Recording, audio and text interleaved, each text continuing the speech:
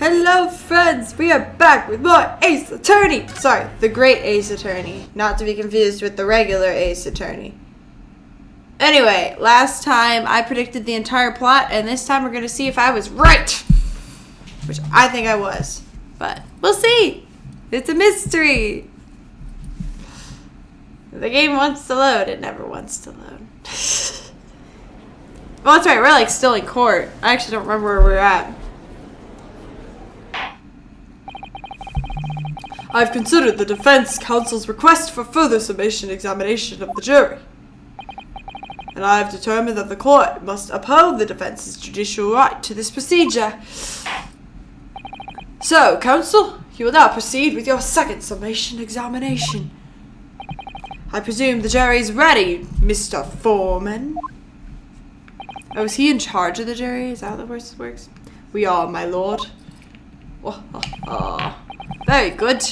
In that case, I must ask you now to state clearly and concisely for the court the grounds on which you find the defendant guilty of the crime. Alright, give me your best. Ladies and gents and everything in between of the jury. The accused left behind evidence at the scene, didn't he? Those 3 books of his. If there was some novel alternative explanation about how the victim was stabbed, I might reconsider. Even if the woman was throwing books, it can't be related to this case, to this crime if the window was closed, can it? Dearie me, I was only a little book, hardly life-threatening, even with a direct hit. Look, I just want to get this over with. If I don't bring home some pain tonight, I'd be in a tiny bit of trouble. Come to think of it, we had a fire at home a while ago. It gave me the sneezes.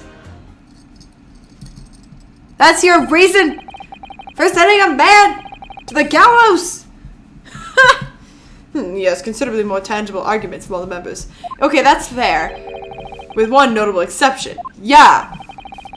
My learned student friend was unable to find faults in the previous witness testimony. Actually, I did.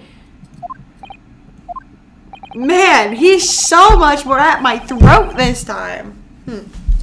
So the court must accept the fact that it was indeed the accused seen fleeing from the scene. Yes, it was. We already established that. And moreover... Stop breaking the glass! No one else was even at the scene to commit the crime.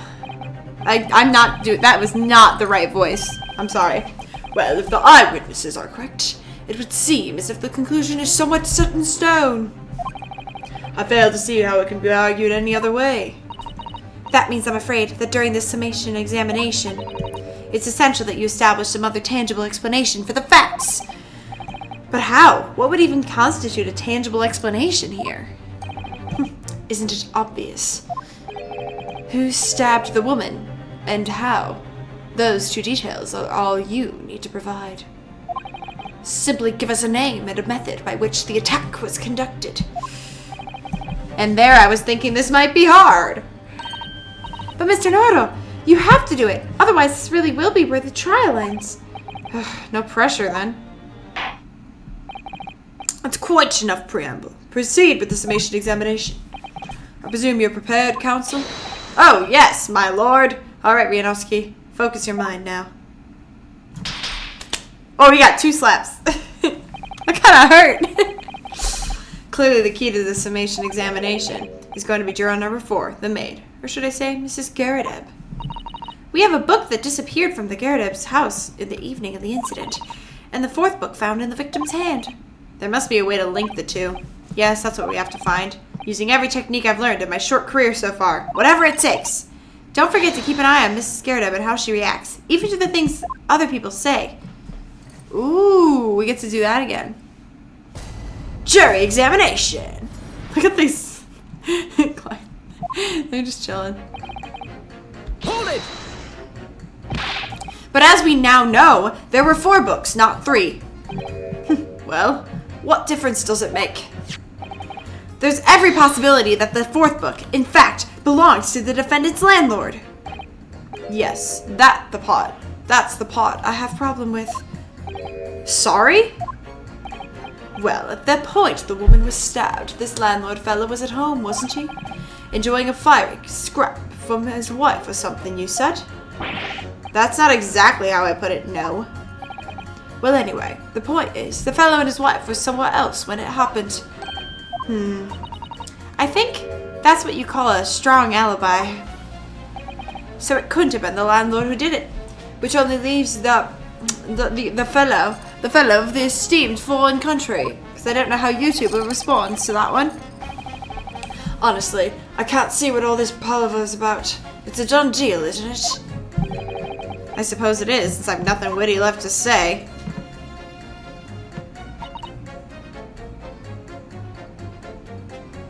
Okay. I'm not gonna do you yet.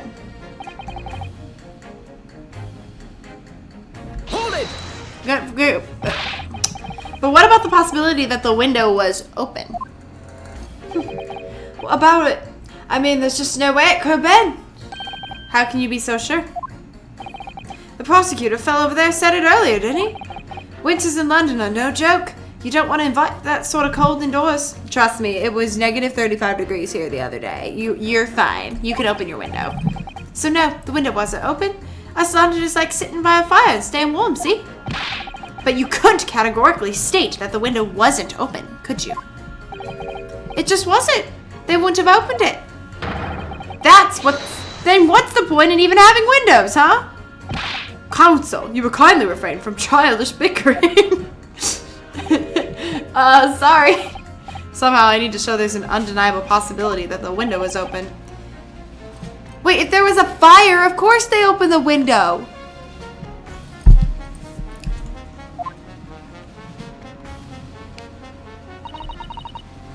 Hold it!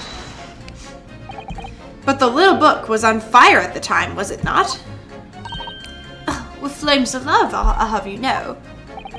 There's really no such thing as a loving incendiary bomb. Well, he brought it upon himself. It's playing with fire to betray a fiery love. Isn't it? Well, don't you agree? Oh, well, any kind of betrayal is certainly a bad thing, yes. But I think the argument might have arisen out of your misunderstanding, Mrs. Garrett. Never mind you that. The point is, we were just having a jolly little dispute, nothing more.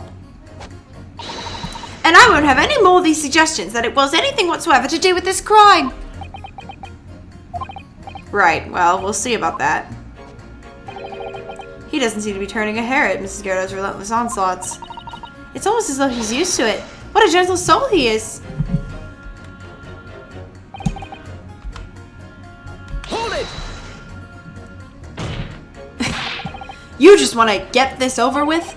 How can you sit there and say something like that? A man's future is at stake here. Well, him and me both then, like I said before. What? I told you already. I'm a day laborer, aren't I? If I don't bring home some readies to feed me tonight, you'll find me floating face down in the Thames tomorrow morning. What? You heard me? My missus isn't one to mess about, you know. She can be fierce, believe you me. Another shining example of marital bliss, then. A situation like this cropped up the other day. It was, well, you know, it's funny, but I can't quite remember. Sorry? It was too frightening, that's the thing. I must have blocked it out. Helpful. I wonder if Mrs. will ever be dragged into the Thames by his scarf. Don't even go there, Mr. Sato. There must be some way to jog his memory about this. Hold it! Does that have anything to do with your decision about the defendant's culpability in this case? Sorry, what's that? You'll have to speak up, lad. Could you tell me more about that fire? It was last winter. My grandchildren baked me a lovely cake on my birthday. It had 75 candles on the top, it did. What a sight to behold it was. You put candles on a cake? Was this some kind of devil worship? Of course not. It was an angel cake. To celebrate my birthday, obviously. It seems that's a common custom here in Great Britain, Mr. Norrell. Anyway, I mustered all my puff to blow them out. Only I must have blown wrong somehow. The flames didn't go out, but candles went flying all over the room. The furniture caught and everything went up. The whole place filled with smoke. Definitely sounds like devil worship to me. And by the sneezes, I presume you mean cold? But how did you catch a cold from a fire? Well, the fiasco was the grandchildren, bless them, threw water over me as they tried to put out the flames. Then, because the whole room had filled up with smoke, we had to open all the windows to clear it. The windows? The biting winter air rushed over me like the devil dancing on my grave it did.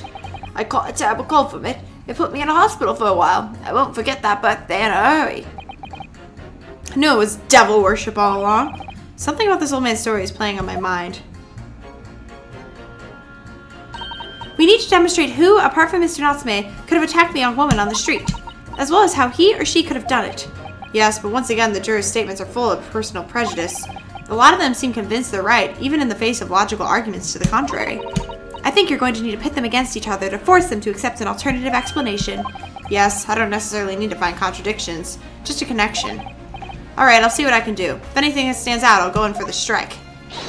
That's the spirit! Okay, the only one I don't think I've pressed is her, right? Hold it! I do have one, but... So you might be willing to change your decision, you mean? Oh my, such a delight in your face, but I'm afraid I shan't be swayed by emotion. Despite what you may think of me, I am a very modern, metropolitan and rational woman. That's great. If one reads the morning papers, it's all forgotten by tea time, isn't it? So I read them in the first place. You see, modern, metropolitan, okay, and rational thinking, would you say? And not at all extreme. I see it, as I see it. An overwhelmingly suspicious Japanese man has been implicated by overwhelmingly strong testimony. So despite one or two minor puzzlements, I do declare that the man is overwhelmingly guilty. Modern, metropolitan, and rational logic. Overwhelmingly. But us modern gals are always delighted to embrace new fads, you know. So I'd be only too happy to consider an exciting new theory if you could come up with one. I'd be happy to do that too, if only I could. Let's do our very best. Alright, I'm glad you admitted rational there.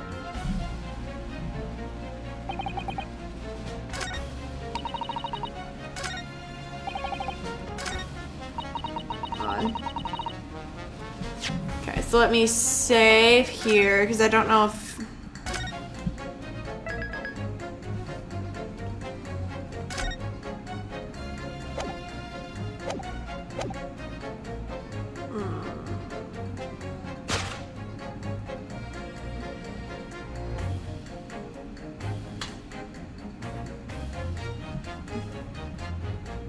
Objection! Those two statements... Hold it! Okay, wait. Nope. Okay, fine! That's not working. We'll try a different one. So, I'm just confused, because that's what it is. They opened the window because there was a fire. But what? Oh, maybe they... maybe I'm supposed to do... Okay, hold on. Okay, let's try this. Objection! There it is. I'm like, I know it's gotta be something. Those two juror statements clearly contradict one another. They do? How exactly, Consul? Don't point at me again! I told you it wasn't me! Eh? What you say? Speak up, lad, speak up. Juror number 3, do you see? Oh, me? See what, sir? Did you hear juror number 6's account of his birthday celebrations last year? It seems, despite being a Londoner, he once opened his windows in the middle of winter. Well, yes, of course, because it was an emergency. I mean, obviously, if the room was filled with smoke from a fire, then you'd be mad not to open the... Oh! Exactly. On the day in question, at the time of the incident, there was a fire in the Garudeb household. And Mr. Garudeb had the following to say about it. The whole place filled with smoke. Oh my. Oh shoot! Oh no. Oh, I forgot to press the thing. Okay, I'll just do it again. To clear the smoke, either Mr. Garudeb or his wife certainly opened the window. That, you cannot deny, would be no way out of the ordinary.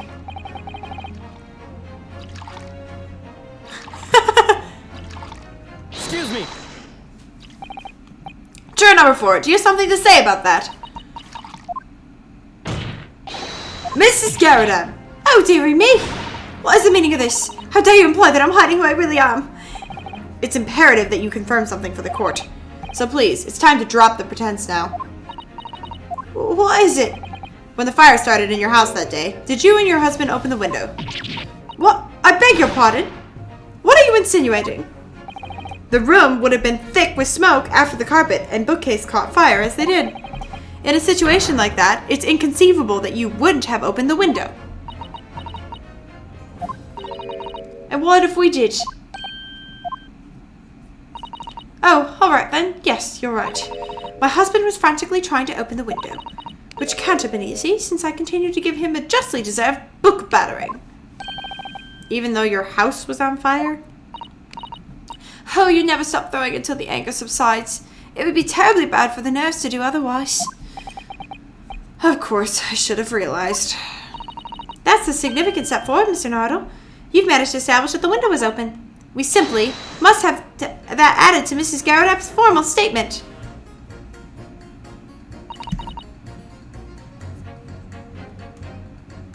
Okay.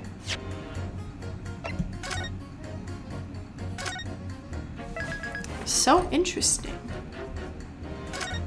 Back to the Old Bailey, are we? Okay.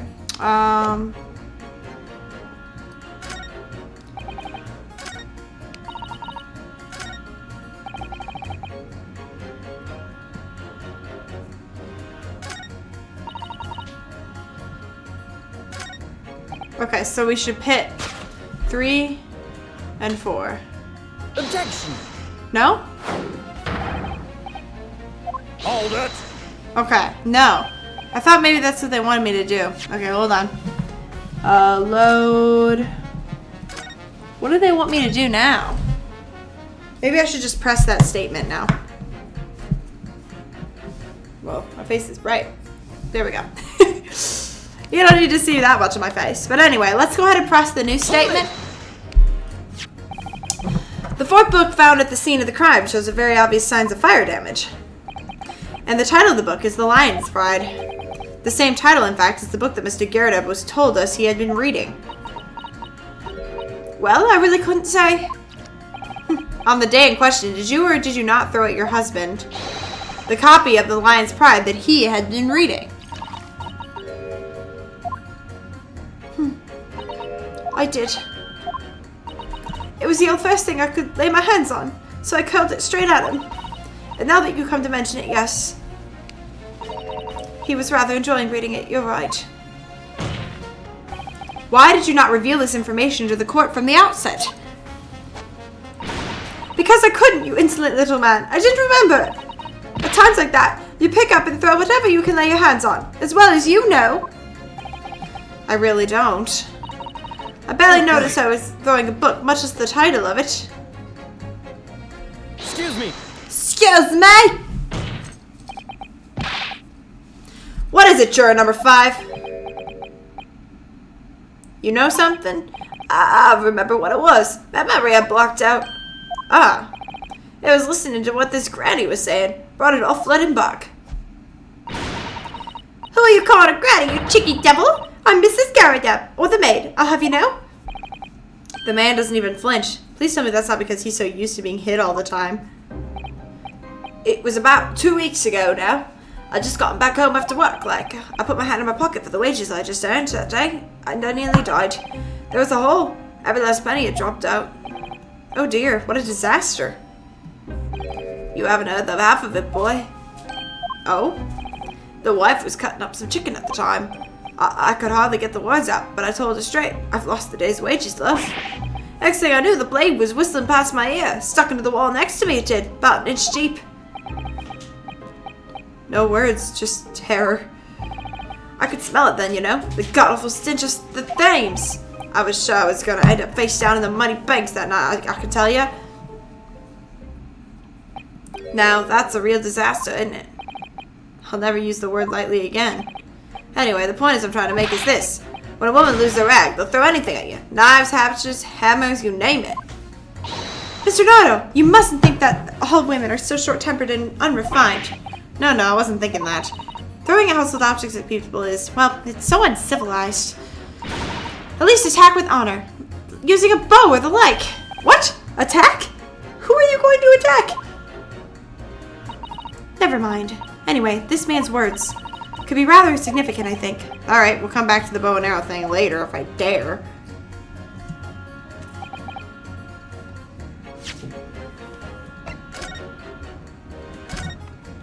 I don't trust myself very much, my ladies and gents.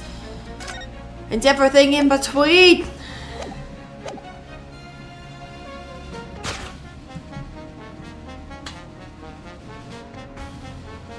Objection!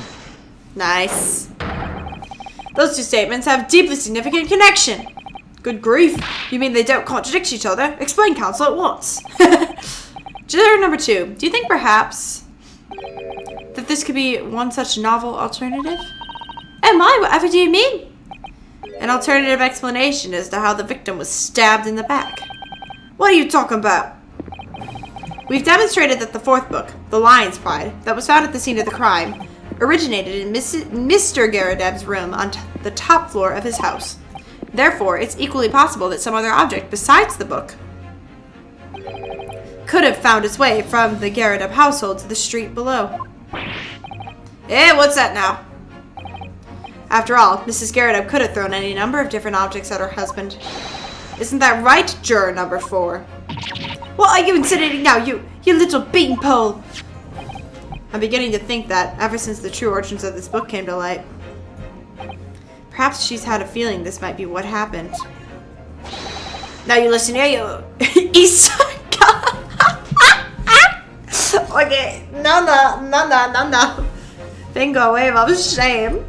As the foreman of this jury, I demand a straight answer. You give us the yarn about some other object making its way out of the house, but what? What was it? I'm really taking a big gamble here. That was a bold accusation to make, but I haven't had any real evidence to back it up. But I'm certain that at the very least, this warrants further investigation. Alright, Mr. Foreman, I'll try to explain the defense's theory. The other object that found its way from the crime scene was the jackknife. Take that! Juror number 4, Mrs. Garadeb. What? What now? I must apologize in advance for this. But I need you to confirm something else for the court. This knife. Have you ever seen it before? Good lord! Finally! I called this! I called it! What on earth are you doing? That's the weapon that was lodged into the victim's back, man. Oh, I know. My lord, remember that when the victim was attacked, Mr. and Mrs. Garadeb were in the throes of an argument. Mrs. Garadeb was hurling anything she could at her husband, who'd been backed up against the window. A window that had been opened to clear the smoke, and through which a book sailed to land at the crime scene. You can't seriously believe that. The book was found in the victim's grasp. Are you saying that it flew out the window and crossed the street to land neatly in her hand? No, she picked it up and then the knife fell in her bag. Huh! Even my missus hasn't got named like that. Yes, I admit, there are many details we don't yet understand. But that's the point. That's precisely why. We must not allow this trial to end. Not right now. Oh my! Mrs. Garadeb, you answer please. Have you seen this knife before or not?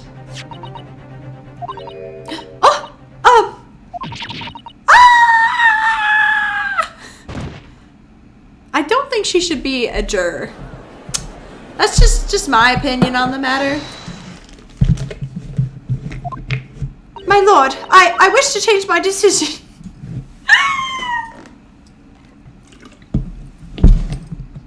What is this judgment? Okay, fine, yep. I'm a woman of my word, after all. Thank you, madame. Yes, I agree. I certainly didn't see this coming, but I just don't think it would be right for this trial to come to an end now with so many unanswered questions. Mr. Foreman! I'd have to agree. Not that I think the granny didn't mind. Yes, you know what? I'm not happy about this at the moment either. All together now, ladies and gents. She's gone. She's gone. We did it. Oh, congratulations, Mr. Naruto. So as a result of the defense's summation examination, number of jurors' leanings have changed. 2 jurors called guilty against 4 not calling innocent. Accordingly, the opinion of this court is divided. This trial will continue. Who's still calling him guilty other than the guy who doesn't pay attention? Guys, calm down. Calm down, guys. Okay. Now then, Lord Van Zykes, how does the prosecution wish to proceed?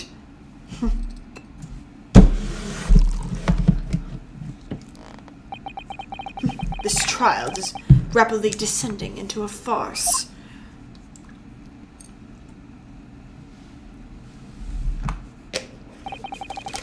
Like a corked wine, the first few sips are bitter enough.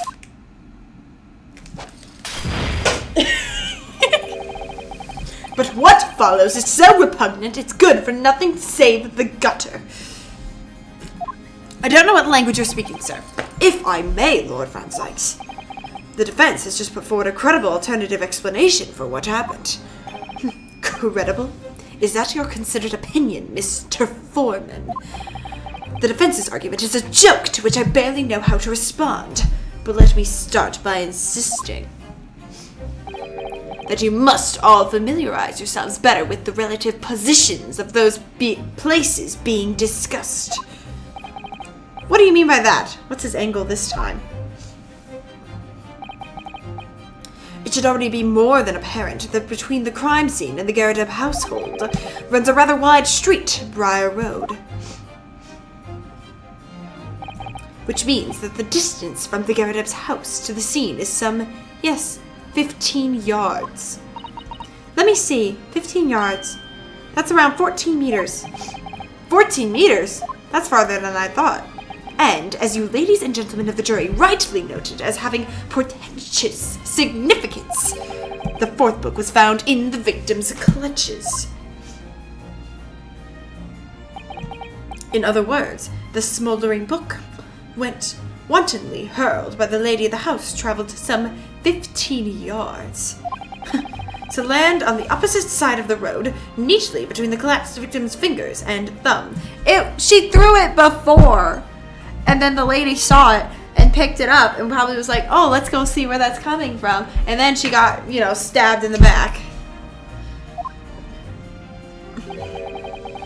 Is that your final conclusion, my learned and deluded friend?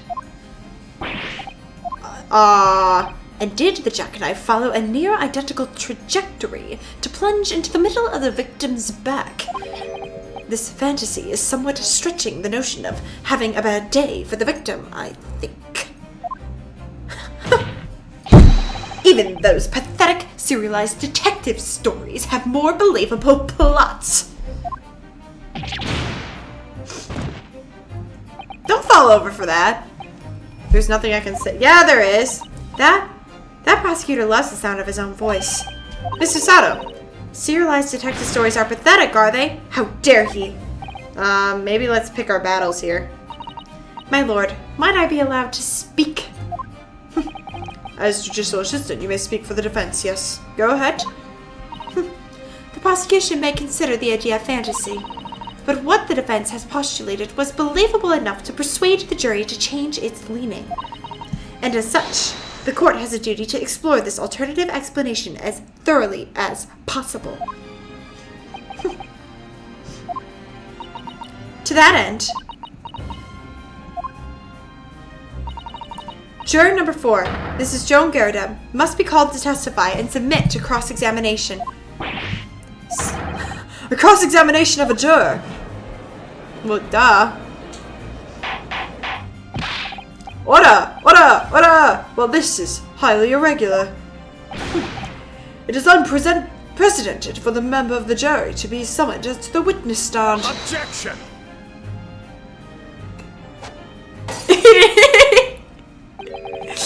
And unnecessary. Lord Van Zykes? There are already witnesses in the stand whose testimony the defense may further cross-examine.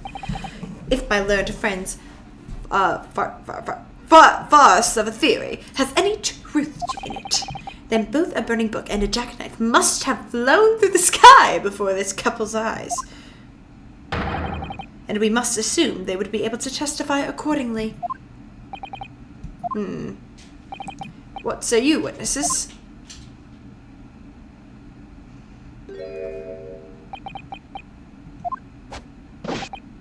Yes, sir! Constable Raleigh Bay, reporting for duty, sir! Well, good morning, officer.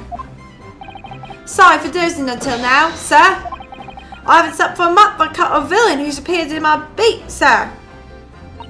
Oh, they're so heroic, these London bobbies. Patricia, my darling, I've been neglecting you, but no more. Oh, Rolly, my hero, you make me swoon. Very well. I hereby reject the defense's request. Oh. And order the witnesses to stand to testify again. State forthwith before the court any details pertaining to the defense's alternative explanation of events. Yes, sir!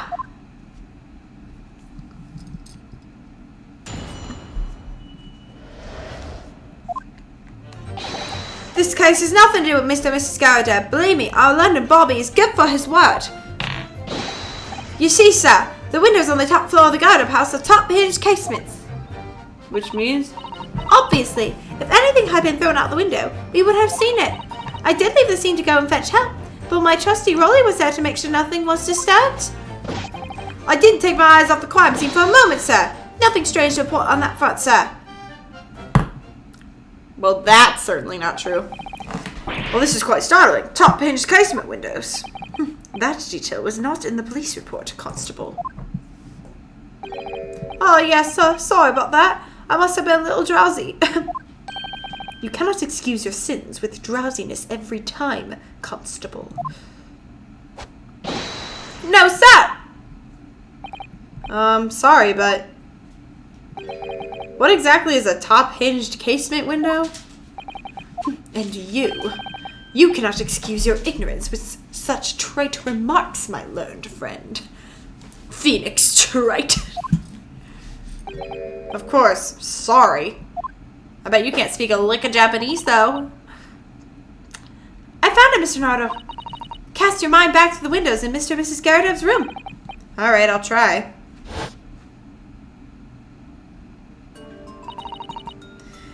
So the window opens in order to allow air to circulate inside the house. Yeah, that could have went through. But as a top-hinged casement window, it swings open along the upper edge, you see. It still could have went through. I'm glad you've rectified your ignorance. A casement window's most prominent feature is its stay, a metal bar which prevents the window from being opened beyond a certain amount. It prevents it opening? This is all news to me. Absolutely correct, sir! In other words, if a book or knife were to have been thrown through the open window, it would have clattered against the pane and fallen straight down to the pavement below. No. You see the problem, then? Good. Your education in windows is complete. There were never any possibility of either the book or the knife traveling 15 yards over the road. That is, unless the window pane had been shattered. Something we've discounted already. That can't be. No. Do you see that, Rolly? That young Japanese man just collapsed in agony. Yes, my darling, I saw it. I saw how he crumbled before me. Oh, Rolly, you're so strong. How is this happening? I haven't even started a cross-examination yet, and already my argument's been destroyed. But has it really? Counsel, if you could drag yourself upright again, the court awaits your cross-examination. My lord, oh good, another desperate situation.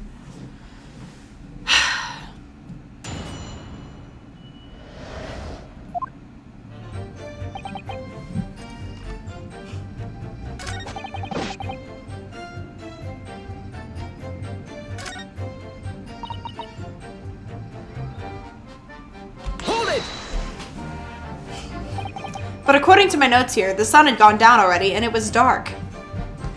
Oh, but Raleigh, when I was strolling along, gazing at the night sky and looking for a lucky star. Sorry? The star that will guide us to eternal happiness. Can it guide you to answer the question? If a flaming book had cut across the sky in front of us, I would have lit it up like a shooting star. And if I see a shooting star, I would have made a wish upon it. Let Raleigh be an inspector, I would have said, 3 times at least.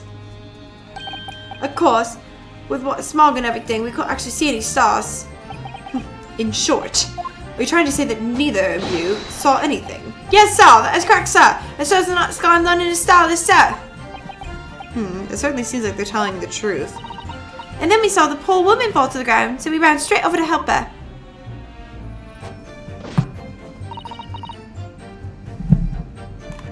Hold it! Yes, you said that you went to the nearby police box to fetch another officer, is that right? That's right, yes. If it had been in Raleigh's beat, I would have known exactly where I was going, of course. Don't feel bad, my love. You can't be expected to know the location of every police box in every beat. So Raleigh told me the way, only I still got a little lost in the way. Patricia, my darling, that's why I love you. Your terrible sense of direction is bewitching to me. Oh, Pat. Oh, Raleigh. Oh, please. So, I suppose I was gone for about 15 minutes? But like I said, my Raleigh was at the scene the whole time, making sure nothing was disturbed. I was off duty at the time, of course, but a true Bobby's never really off duty, sir.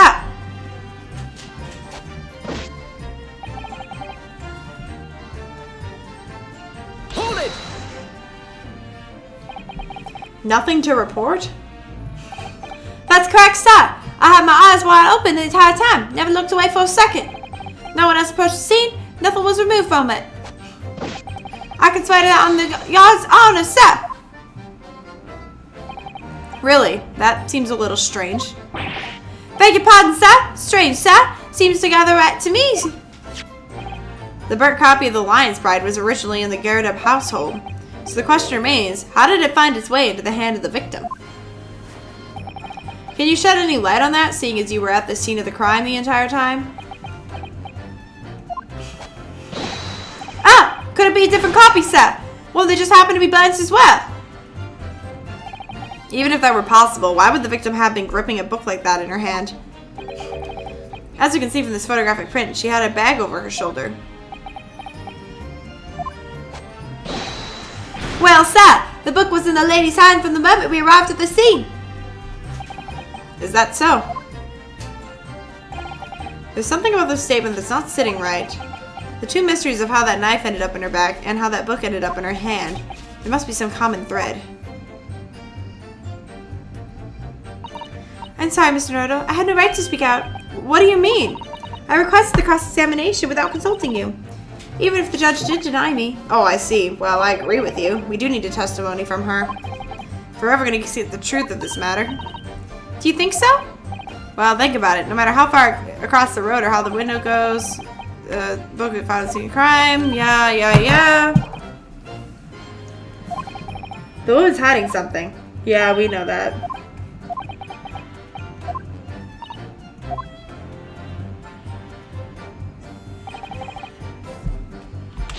I'm gonna just press everything, because I don't know. How can you say that for certain? A very good question, sir. The answer is this. As noble founding principles of the force written on it is reminded all policemen of a sworn duty. He showed us that before, didn't he? Did he? I can't say I remember. To patrol the streets in London town, uphold the habba. That's why I stand here today with long covered wife.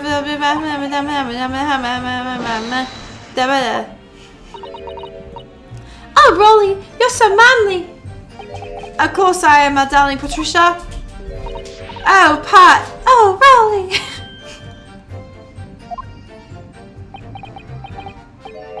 No, none of this is what I meant. I meant, how can you say for certain that this case has nothing to do with them? I see, sir. You should have said so earlier, sir. Yes, well, so could you answer the question? That was a waste of time then. Absolutely, sir. I will answer the fullest of my ability, sir. The surprising reason why Mr. Sue cannot be late to this case. Before I get into that, sir, just one thing. Yes? I very much like you and all your countrymen to understand the Great British Institution of Scotland Yard. So we take back some tales of us, London bobbies, and now we uphold our guiding principles. I wasn't planning on going back just yet. I only just arrived here. So to that end, sir, I'd be happy to lend you my wallet card for your perusal. But I must warn you, you won't be able to get through it without shedding a few tears. Thank you, I'll try.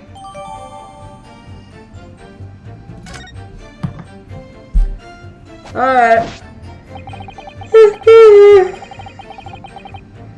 Go through the court record.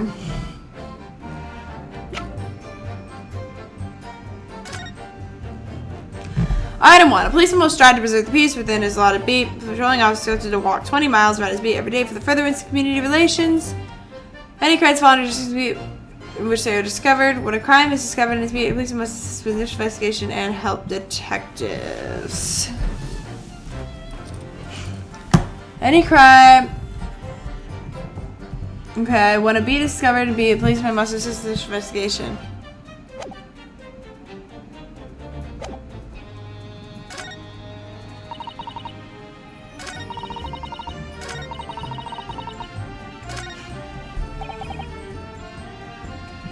Alright, I don't think we've pressed this one yet. By which you mean they don't open fully, is that correct? Yes, sir! They just had a bit of air through the house, you see? So they're restricted as how much they can open. And therefore, anything thrown out the window from the inside of the room would simply strike the pane and fall to the street directly below. For clarity, allow me to mark the map. Here is the location where objects would have fallen. Yes. Directly opposite the scene of the crime, on the other side of the rather wide road. Would it have been so hard for someone to mention this top hinge casement thing before? Well, I have another question for you, Constable. And what would that be, sir? How do you even know? Why would you have any idea what sort of windows their house is furnished with? Oh, well, sir, it's very simple. You see, I helped with the investigation yesterday. Excuse me. Do you have something to add, Mrs. Beat? Sorry? You look, well, delighted. Is there a particular reason for that? I was just remembering, that's all. We really were. So lucky. Lucky? What do you mean? Well, of course I feel terrible for the poor woman who was attacked. Don't misunderstand me, please. But we were so lucky it didn't happen on Rolly's beat. It was so close, you see. Oh, I hadn't realized. Oh yes, that street by road. That's the boundary between Rolly's beat and the next one. Isn't that right, my love?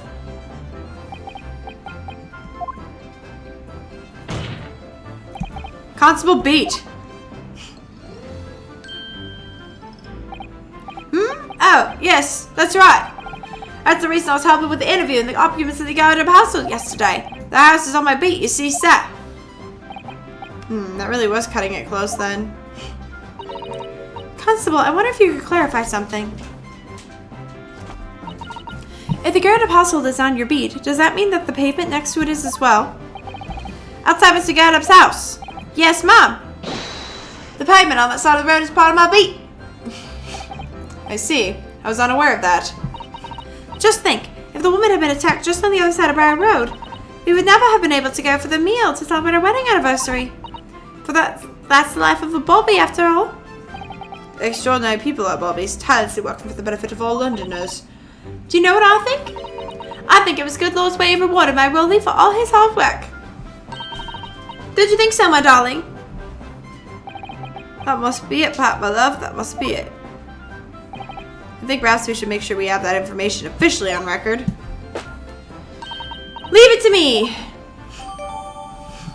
The pavement was a distance between the border which runs down the middle of the Briar Road. And now it's my turn, I think.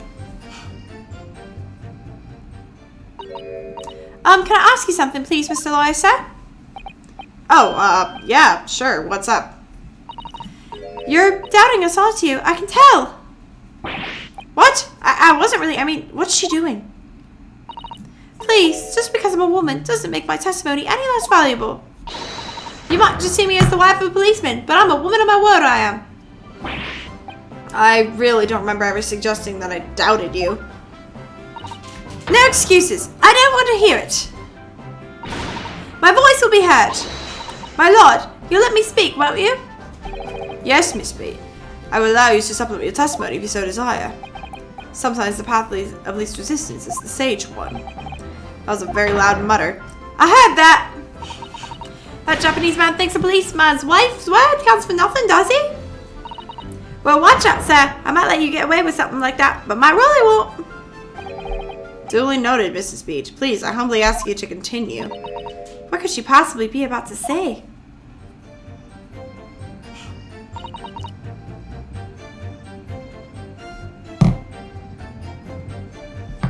What does that mean? Mrs. B, nobody is questioning what you've told us. I saw what I did that evening. I saw it clearly.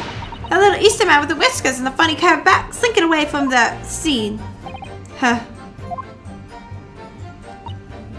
And I know I didn't see it as well. I didn't see any flaming books and eyes flying through the sky. All very clear. You also mentioned something about having a poor sense of direction. Oh yes, well, that's a little embarrassing, really. I'm always ending up at the wrong place. La la la la la la. Excuse me. Constable Beat, is there a problem?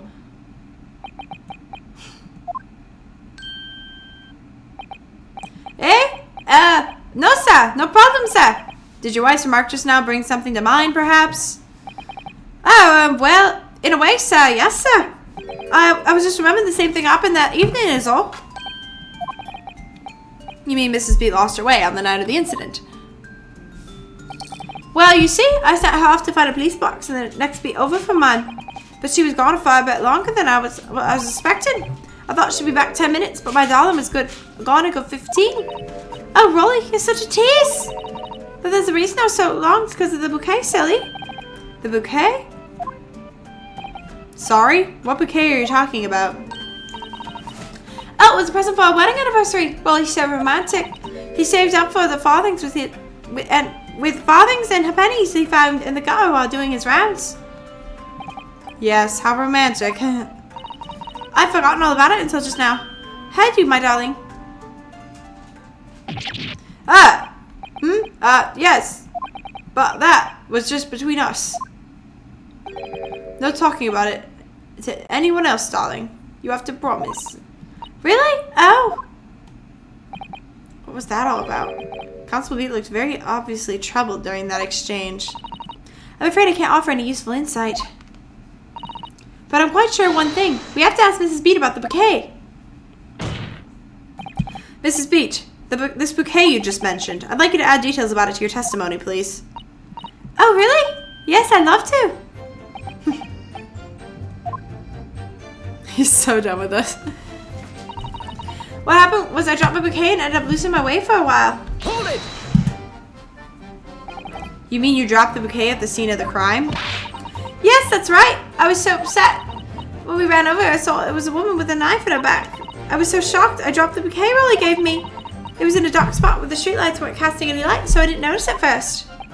And then you went to the police box to report it to the policeman whose beat it was on. Yes, and I came back to the scene together with the other constable, you see? That's when I spotted my bouquet again. But the funny thing was, when I went to pick it up, it was nowhere near the victim's body at all. In case you need reminding, Mrs. Beat, the victim is not deceased. I was all flustered for a moment before I heard a voice calling me from the other side of the road. Your husband, presumably? That's right, silly me. I'd gone over to the wrong side of the street. Although, I'm going to blame the bouquet this time. I can't think of how it got there. I really can't.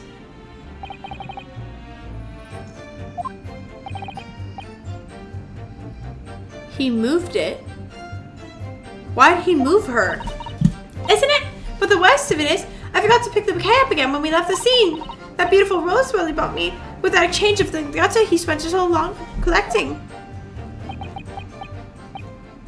By bouquet, do you perhaps mean this sorry, solitary rose? Oh! Yes, that's it! That's the bouquet Rolly bought me for our anniversary, with those bits of change he found in the gutter. Did they bribe him to move the body? Maybe just call it a rose. Tell us, Lord Menzikes, where did you come by the flower? According to the report by the police officer in charge of the crime scene investigation, it was found on the edge of the pavement in front of the Garrett household. Yo! He's an accomplice! Although it wasn't noticed until this morning as it lay where the street lamp cast no light. It was believed to be of no relevance to the case since it was found on the opposite side of the thoroughfare. Oh, thank you, sir, thank you! Could I have it back now, please? No, I think for good measure, this rose should be added to the court record as evidence. Oh. But it's a symbol of our love. I want it back after the trial. Do you hear me? I want it back. Good grief, rest assured I shall do my very best to not forget, Mrs. B.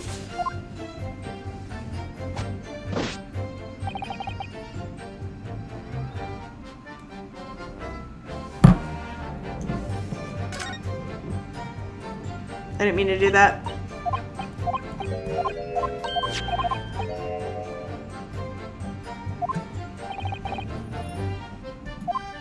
I just need to figure out when in the testimony I need to do it.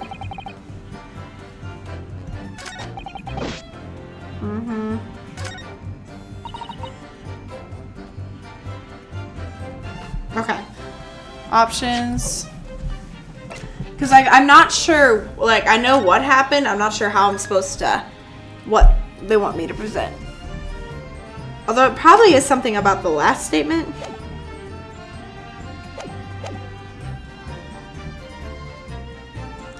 Okay, let's try. Well, first let me examine everything.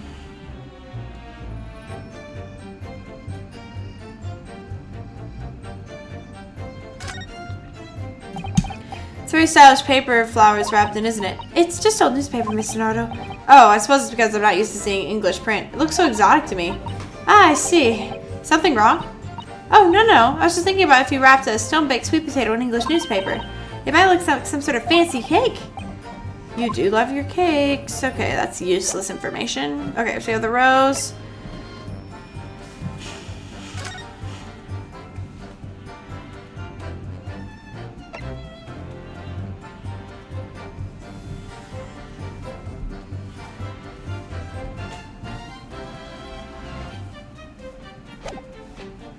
Man, there's a lot of information here. Okay.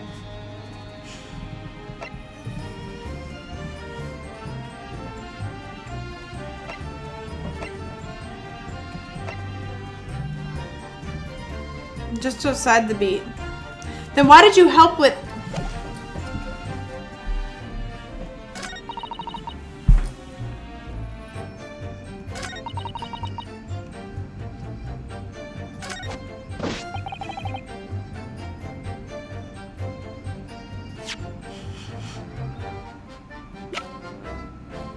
Objection! You claim, Constable Beat, there was nothing to report in the 15 or so minutes you were guarding the scene. But that cannot be. What do you mean to say? In your testimony just now, Mrs. Beat, you explained to the court that when you arrived back at the scene of the crime with the policeman assigned to that beat, the bouquet you had dropped at the victim's side was no longer anywhere nearby. Objection! Yes, on the opposite side of Briar Road to where the victim was attacked. But considering the size of that meager bouquet, if a single sorry bloom can be so described, no doubt it was blown in the wind across the street back into the gutter where it belongs. Objection! Meeker? But if that were the case, why did Constable Beat not testify to the fact?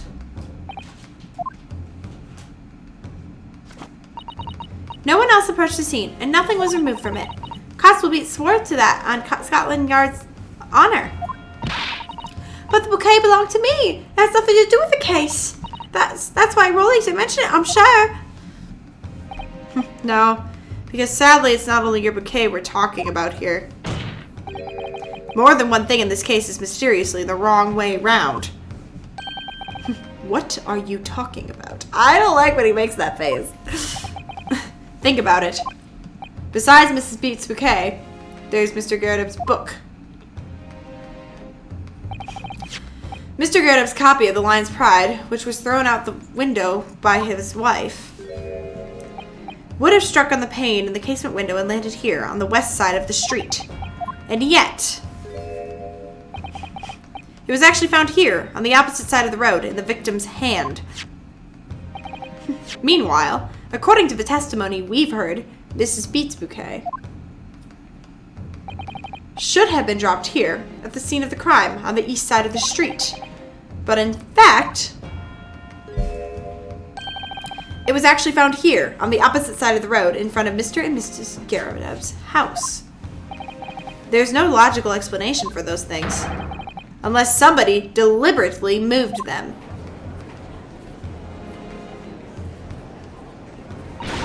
What are you trying to say? The way you're talking, it sounds like you think my Rolly's done something wrong.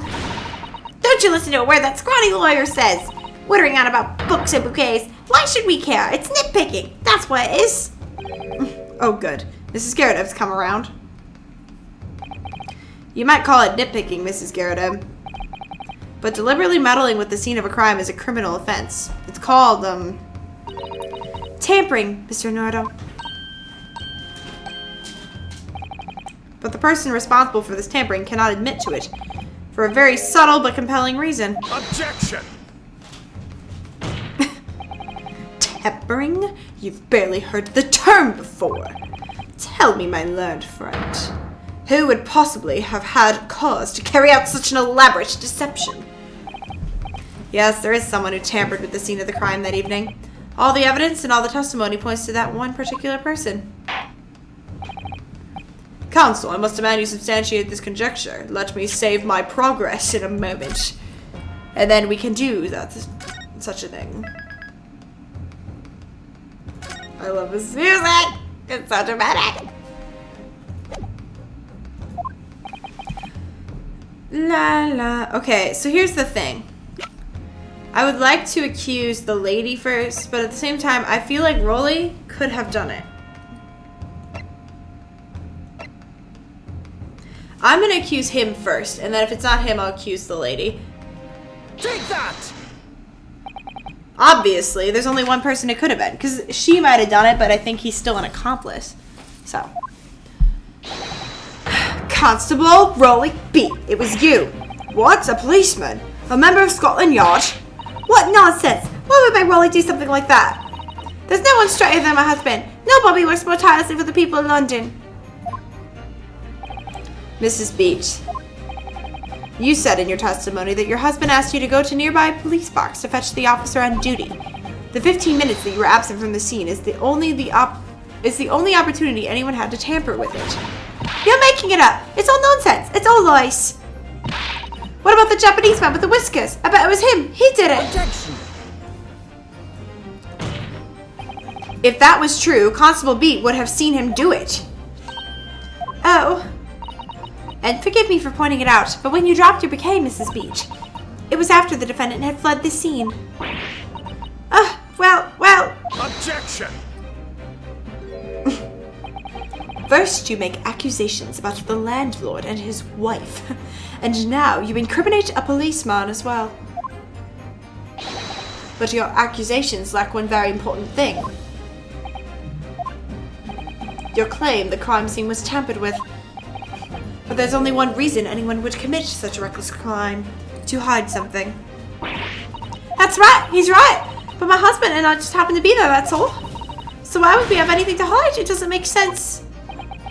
You've offered no motive for his alleged tampering. And until you do, your accusations are nothing but empty threats. Constable B had a very good reason for wanting to tamper with the scene of the crime. That's the key to this entire affair. Mr. Naruto, have you managed to solve this mystery? Counsel, you have made a very serious accusation against a London police officer. If you are mistaken, I'm sure I need not point out that your reputation as a lawyer will be irrevocably damaged. With that stark warning in mind, you will now explain to the court the motive for this alleged tampering. Yes, my lord.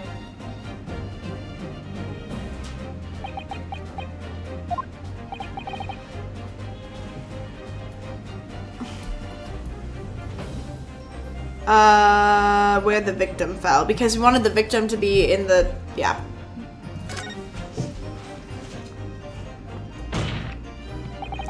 Where the victim fell to the ground. That is what this Bobby had to cover up at all costs. What? Where the victim fell? You mean where she was attacked? What are you talking about? We told you at the very start, didn't we?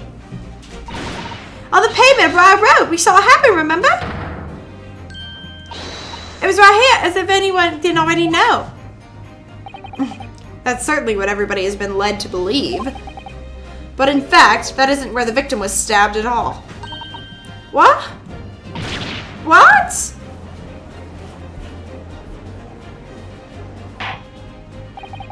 I'm beginning to wonder where this tumultuous trial will end, Counsel. If that's your assertion, then the court is dying to know. My esteemed friend of another nation. Where are you proposing the crime actually took place that evening? Let me save in case it's picky. Just in case, my friend of esteemed nations everywhere.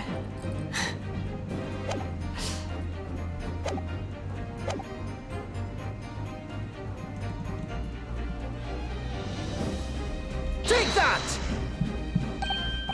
But that's on the opposite side of the road. You know I'm right. Look at that face. I don't understand. On the evening in question, Mr. Gerard's book fell directly down from the open window above, and your bouquet, Mrs. B, never moved at all. What did move was the scene of the crime itself. Good gracious! He's so ashamed. Perhaps you haven't been listening to the ample testimony the court has heard. But these witnesses both saw the moment the attack took place. That's right! I saw it with my own eyes!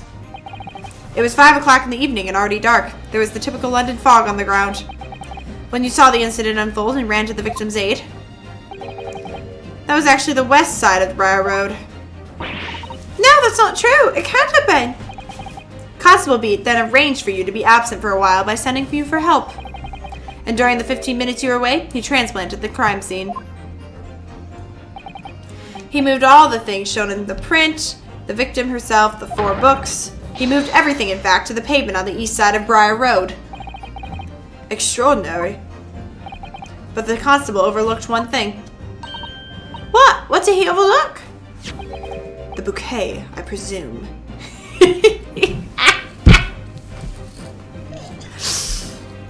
You going down, sucker? Exactly. The prosecution told the court just a few minutes ago about the discovery of the rose bouquet. Lord Van Eyck said it wasn't noticed until the morning, as it lay where the street lamps cast no light. Yes, it couldn't have been seen in the dark, obviously. Which is why, oh, I clicked the wrong thing. That was found in the original position on the pavement on the west side of the Briar Road. And that is the defense's theory about what really happened that evening. How do you respond? Constable Rowley Beat.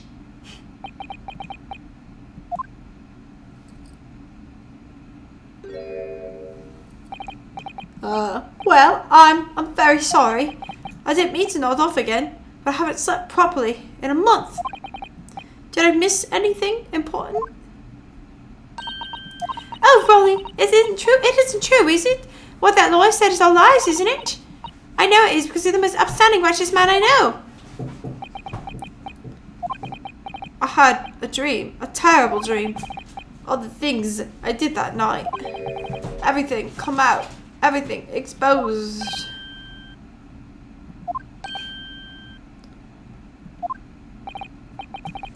Only, it seems... It wasn't a dream at all. Good golly! I didn't know that he'd be involved. That's crazy. Order! What on earth is the meaning of all this? Oh, Rolly, why? Why would you do something like this? Why does she just look enamoredly in love with him? Moving a corpse is a criminal offense, isn't it? Wishing the victim dead should be one too. Constable, explain yourself. Why would you do this? As a respectable member of Scotland Yard, your duty is to protect the good people of London town. He just wanted to go to get some sleep. I can't say, sir. What? I really am ever so sorry about all this. For damaging the Yard's reputation. For everything. I have a possible explanation. For why, on that particular evening, Constable Beat felt compelled to move the scene of the crime. I can think of one reason. What? How could you possibly know? You, a foreigner, presuming to understand the mind of a Scotland Yard policeman. And yet, Lord Van Zykes, it is this foreigner who has uncovered the startling truth of the matter thus far. Sucker!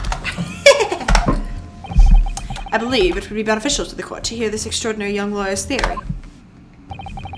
Counsel for the defense, if you please. Yes, my lord. Now then, I think you'd better show us some evidence. At once, my lord. England, Japan, it makes no difference where you come from. Human emotions are the same.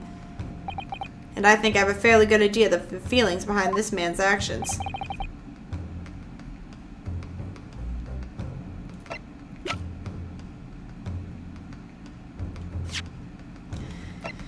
I'll do a little bit of saving just in case, love.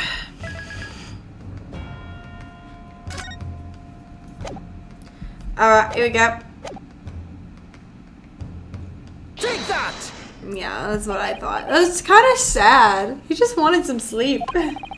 I realize that I'm a foreigner in this land, and I've only just arrived from Japan, which is why all of this information about London's so-called bobbies is completely new to me. I've learned that, though honorable, patrolling the beat is the most demanding work in the world, for example. Keeping the peace, looking after citizens on his beat in all kinds of ways. There's no doubt that young Bobby is charged with a great deal to do each day, certainly. But for Constable Beat, the day in question was special. Special? How? On the account of this bouquet, my lord. Oh yes, it was our very first wedding anniversary. Constable Beat had worked so hard to be able to afford this simple gift for his wife, and was so looking forward to taking her out for a celebratory meal, when he and Mrs. Beat stumbled upon a crime along Briar Road. When he saw that shadowy figure through the fog collapse on the pavement ahead of him, what must have gone through the man's mind? But sir, just on that one particular day, I was looking forward to celebrating my wedding anniversary.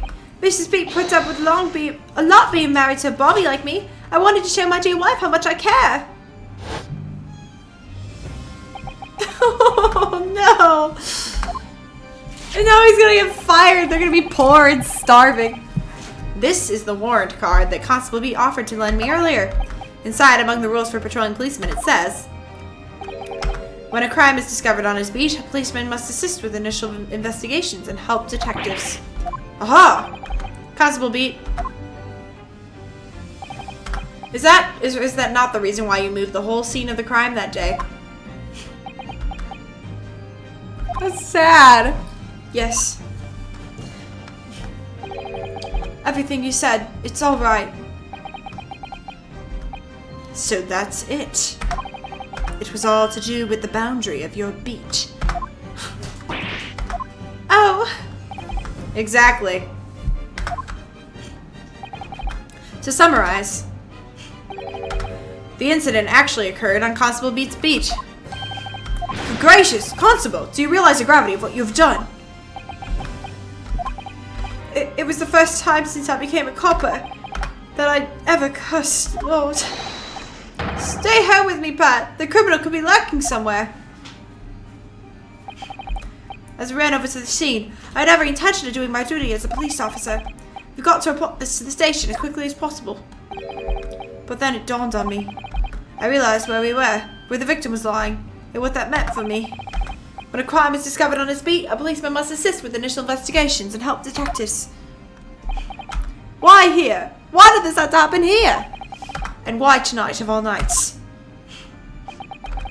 Why?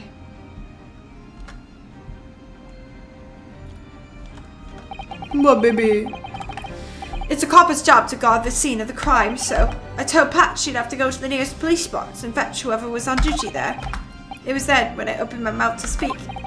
It just came out. I couldn't believe the words that were coming out of my own mouth. This is the next beat next to mine, Pat. So you'll have to go to the police box that covers it. Turn right along Mescom Street and then...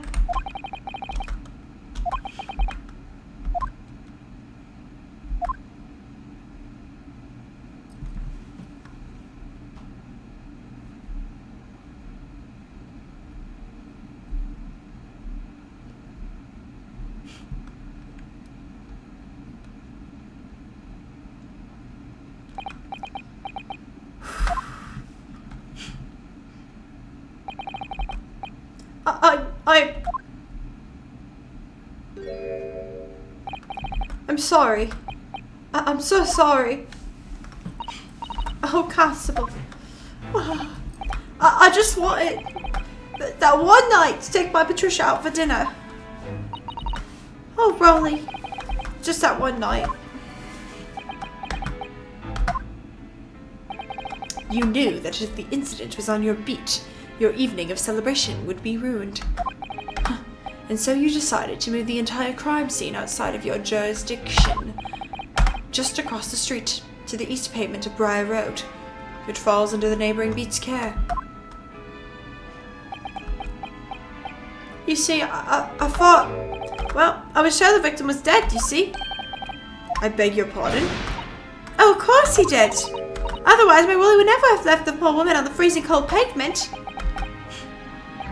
Ah, I see your meaning now.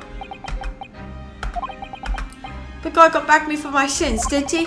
That's why I missed the rose I bought for Pat. Oh no, Rolly, that was all my fault. I should never have dropped it in such a dark place. I'm so sorry, Rolly. And you can tell us, Constable. Can you tell us, Constable? How many books did you move from one side of the road to the other in total? Oh, 4 it was, yes, sir. Definitely 4. 3 of them dropped by Mr. Natsume, and the 4th being the one that fell from the window upstairs in the Gyarados household, of course. But what made you place that book in the victim's hand? When all the others are scattered haphazardly around, I mean. Oh, well, sir, that's because that's how I found it. How you found it? What do you mean? When we first ran over to the scene, the victim was already holding the book. So when I moved everything, I made sure it was still in her hand. You're sure it was this book, The Lion's Pride, that the victim was holding?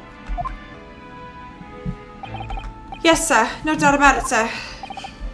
Interesting.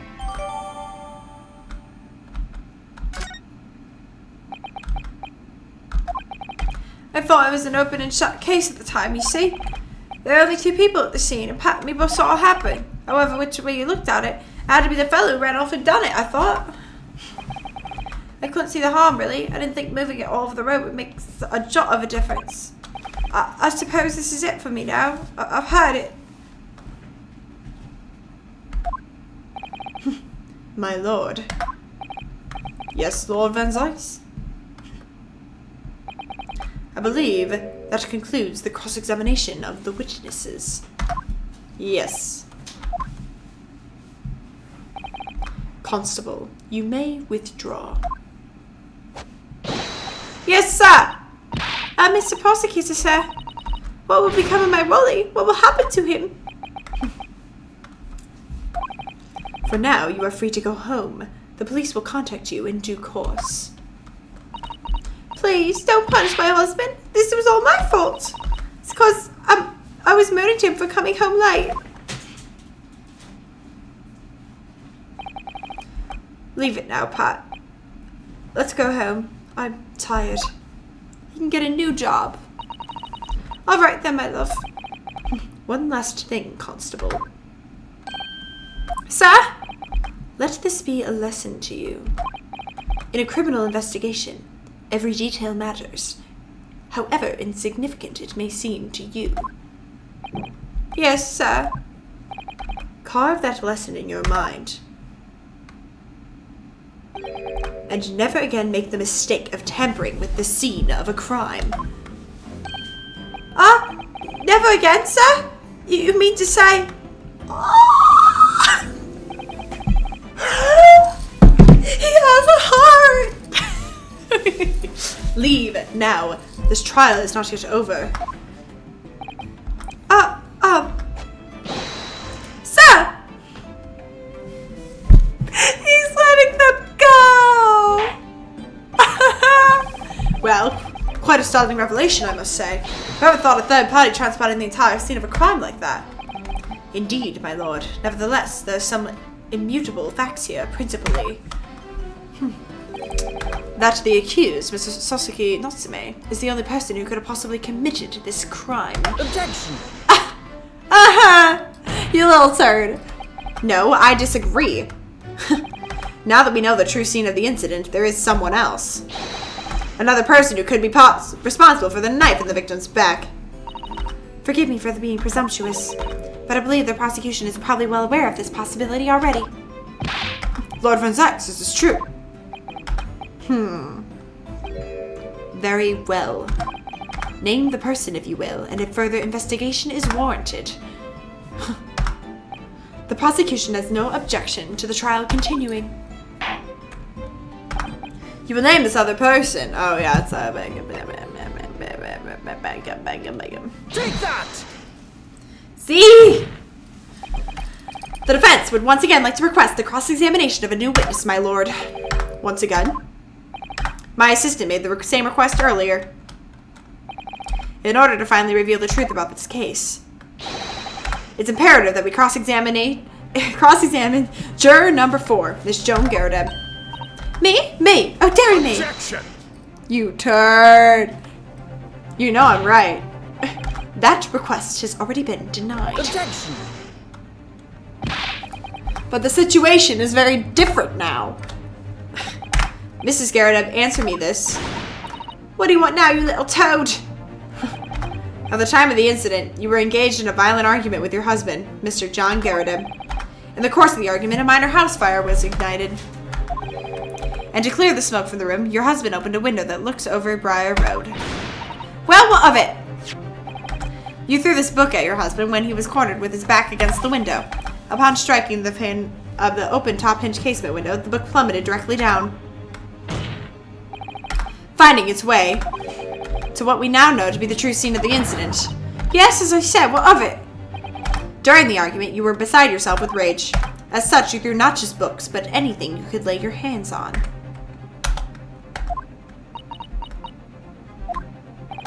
So, let me ask you one more time, Mrs. Garrett. This knife, the one removed from the victim's back, have you really never laid eyes on it before? I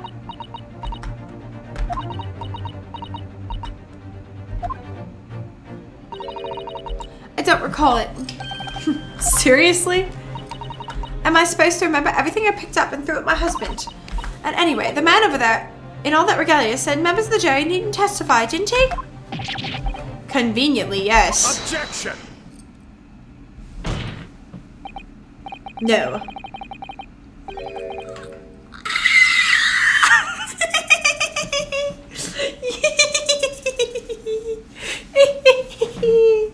He's on my side. He might still be racist, but he's on my side. No, I have no recollection of saying that at all. Juror number 4. Oh! Make no mistake. You jurors are not special in any way. You are not immune to the judicial process. If you know something about this knife, madame, let the truth come out. But that's just a common garden knife. It could have come from anywhere. We have several like it at home. If one went missing, how would you expect me to know? What's that? Are you joking? What are you saying, please, Mrs. Garrett? Now, you listen to me. I refuse to believe all this nonsense. I couldn't bear the thought that I'd injure someone. Do you hear? I couldn't bear it.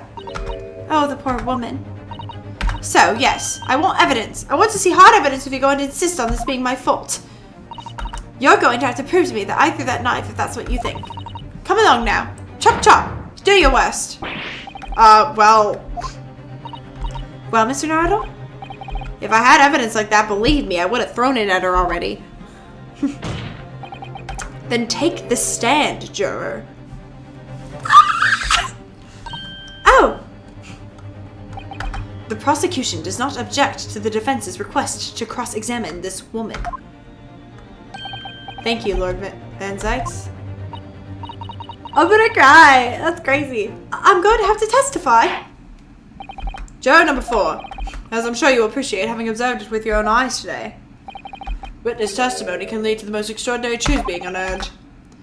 Truths of which the witnesses themselves may not have been aware. Oh, dearie me. So I demand your full and unadulterated testimony, Mrs. Garrett. And mark my words, in this court of law today, we shall extract the truth. Do you concur, counsels? Certainly, my lord. Oh. That's what I'm hoping for, my lord. He's helping me!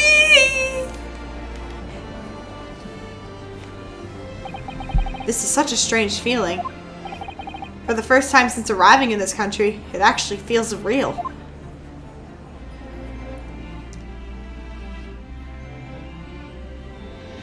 Look at him pouting in the corner. I'm here in the Old Bailey, and I'm a lawyer.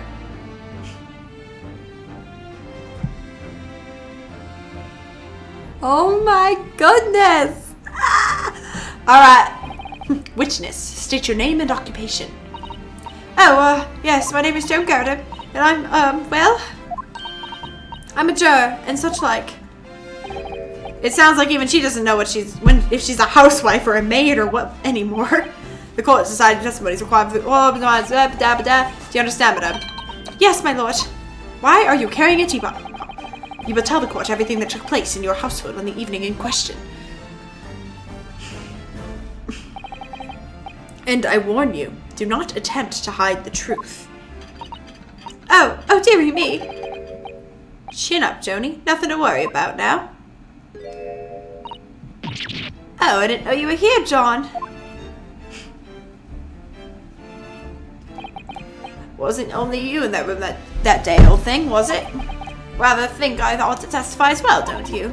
But, what about your knee, dear? Don't you worry about that. Hardly notice it. I'm not the sort of chap to leave a comrade to face disciplinary action alone. Oh, John. I presume you're Mr. John Garrett. Yes, sir. Former second lieutenant to the 3rd Regiment of the 4th Northumberland Fusiliers, sir. Yeah. Seen my fair share of action and now living the quiet life, as it were. The quiet life? Were you not engaged in an incendiary battle with your spouse on the day in question? Ah, well, yes, quite. I believe this may represent a first in the proud history of the British court. Calling a juror to the witness stand is unprecedented. However, the court will hear your testimony now, juror number 4, and that of your husband. You will recount clearly and concisely the events of the day. Sir, at once. We know what happened. We just gotta prove it. Yes, on the day you're referring to, the wife and I did have a bit of a skirmish. Can't recall the reason now. Knocked a candlestick over and set fire to the carpet. Soon had it out, though, and got the window open. Meanwhile, I was picking up whatever I could find to throw at him. Plenty of knives around the place. Can't say I'd noticed 1 or 2 went missing, I'm afraid. If that bally thing in the victim's back really was one of ours, you'll have a job proving it, I think.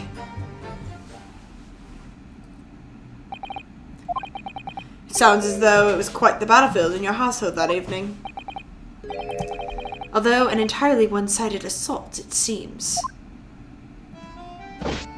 The enemy caught us on the hop, sir. I had no choice but to dig in and take defensive measures. To be honest, if the enemy had kept shelling us for another minute, we'd have been toast. Of course, a veteran such as myself is only too aware that on every battlefield, you're just a gnat's whisker from death at any moment. Are we still talking about a marital quarrel here? Well, I must say I'm dubious that this testimony will shed any light on the origins of this jackknife. In combat, one's focus narrows such that surroundings are barely noticed. These witnesses may not be able to offer any more than they have testified already. This may be a dead end. Van Zykes may well be right. Well, whatever the chances, we only have this last cross-examination to uncover the truth, Mr. Nardo. Yes, I'm afraid so. Alright, counsel, cross-examination time! Fun!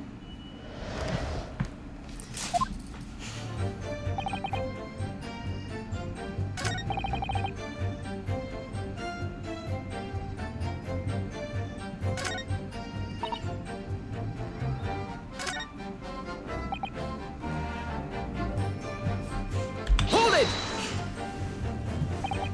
Sorry? Would you care to elaborate? Nothing to say, really. Rather partial to the spot carving, you see. Pipes and whatnot. Fish tackle. You know, this sort of thing. It's a passion we both share. I like to carve little wooden trinkets too. And that's my leather work. Sorry to say, we're always losing knives about the place, and we have dozens of things. They sell them at the market sometimes. 20 for the price of 19, needless to say, or snap them up. John prefers to use 2 knives at mealtime too, instead of a knife and fork. Now, Joan, don't want people thinking I'm so— Ah! Here we go again with the scaldings. Why are they being so evasive? They don't want to believe it. They can't bear the thought that it might have been one of their knives that injured the victim, which is entirely understandable, but still. Go on with your testimony, witnesses. Sir.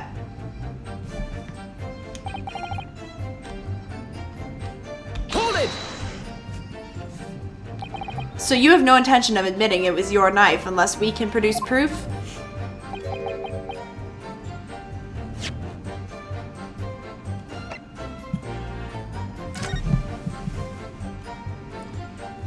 I don't know how I would know if it's their knife. Yeah, I don't think.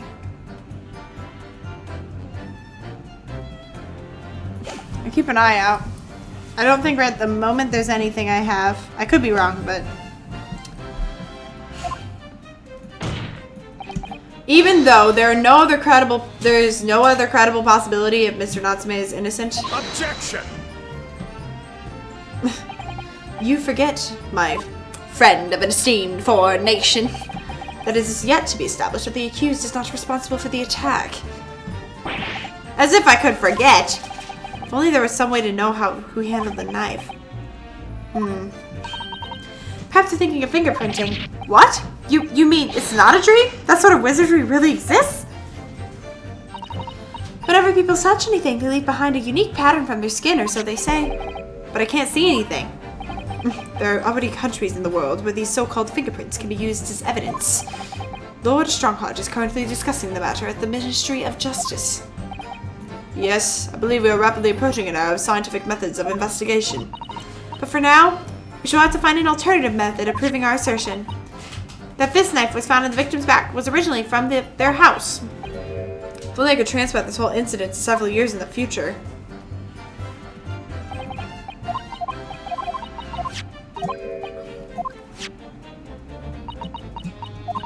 I'm sure about them feeling my worry the facts, Yes, it would. So for sure, we must find that last crucial piece of evidence. So we just have to keep pressing, I guess. Hold it! Gotta be something. The reason is what you told us yesterday, I believe. Yes, that's right. If I remember correctly, it all started because of a note that was tucked in the pages of a book. A rather passionate note. And what Mr. Geller found was covering a little secret. She gave it to him, and mighty number slaps. Yep, okay, we already know that. What sort of sordid state of affairs? Hell on earth. I say, when a chap says he can't recall the tickets, call me decency not to drag it all up. Besides, half of it was wide of the marks anyway. A likely story. These waters run very deep. What transpired next after multiple blows to the face? Hold it! Gotta keep trying. And the fire also spread to some items of furniture, didn't it? The bookcase mounted to anything. Just so happens to assemble bathwater around that evening, so I sloshed about to put it out. A most precarious situation you put yourself in. Ours is a 3-story house on the west side of the street where the water main isn't connected yet. Have to draw water from public water pump during the day if you need any, you see. The lodgers are always moaning that they can't get any water at night, though that little mustached Japanese man buys water in bottles, I believe. The defendant, Mr. Natsume, you mean? Yes, he receives a stipend for his studies, you know, from his home country. Can you imagine being able to brew a pot of tea at all hours? He's obviously very well off. Have you actually seen the state of the man? I believe he uses all of his income to buy books. Well, anyway, the point is I was able to douse the fire with water. Okay. Hold it! Even though the room was on fire? As far as I was concerned at the time, it was more important to extinguish my anger than the flames. When a woman wants to throw, she must throw. That is most certainly not true of a Susato takedown, Mr. Nato. How did she know what I was thinking that? So, please cast your mind back and try to remember. Was a knife among the items that you threw at your husband? In all honesty, I don't recall. But I must point out that I'm no monster. Let me see. Some bread, a cabbage, garlic, a talent. Jupiter! Stupid. What did you just say? Excuse me! Do you have something to add, sir? Mr. Garrett, don't shoot! Yeah, sorry, I beg your pardon. Did your wife's remarks now just bring something to mind? Nothing of insignificance, though. Just that the bears of projectiles the old thing launched in my direction was somewhat more solid than she implies. Books, bricks, the fire poker, I seem to recall. Ouch. And the woman's aim is uncanny. She let it— Ah! Good grief, woman, we're not at home now. This is a court of law. Oh, dearie me. Ever so sorry, dear. What's she even doing with a teapot in here? That's what I'm saying. Honestly, John, I would never throw such things at you, obviously. Well, take a look at this then. How do you suppose this happened, Your pipe, sir? I have this thing in my hand at the usual time of the onslaught. Knocked it clean with one of her salt projectiles, she did, yes. And when I went to pick the thing up, it was broken in two.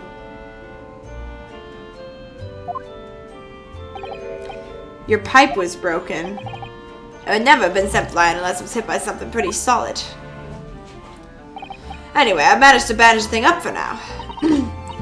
You'll want to exaggerate, aren't you, dear?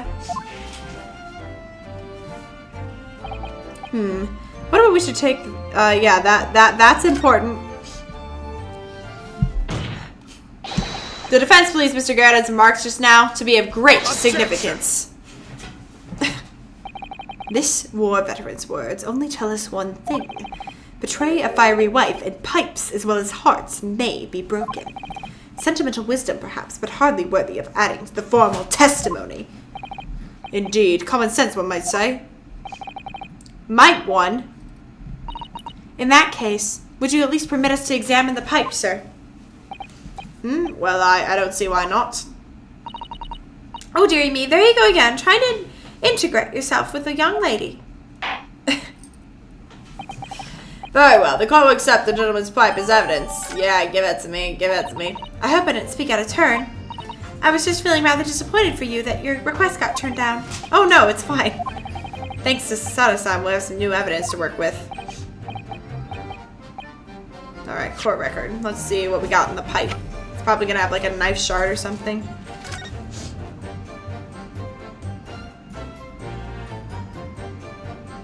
I was right!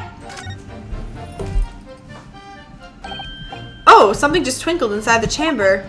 Yes, I saw it. Something's stuck in there. Turn it over, give it a shake. What's this? A tiny fragment of metal. Looks like the tip of a blade. The tip of a blade? Uh-huh. Alright. I got my evidence, guys. I got my evidence. What can you tell the court? Yep. That's my evidence. You're done.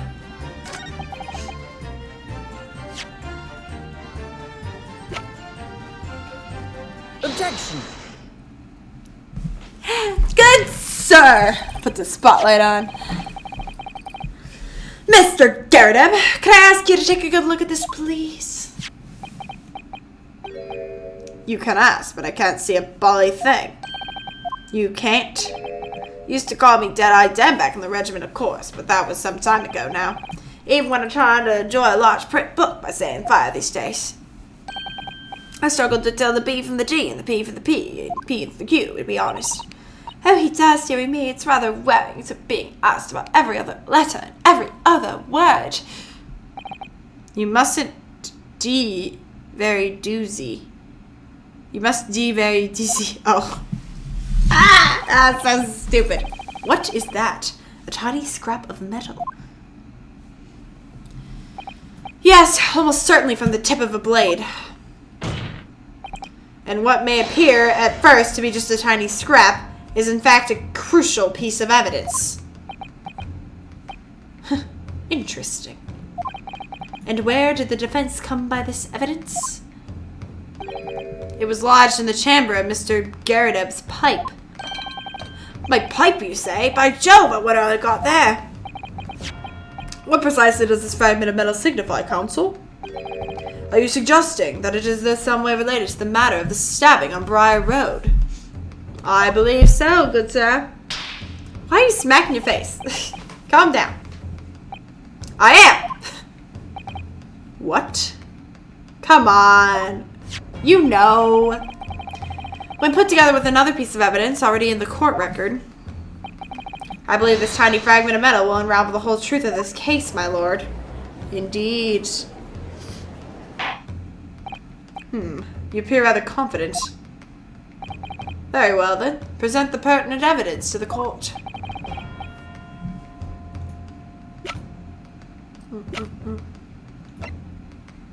Take that!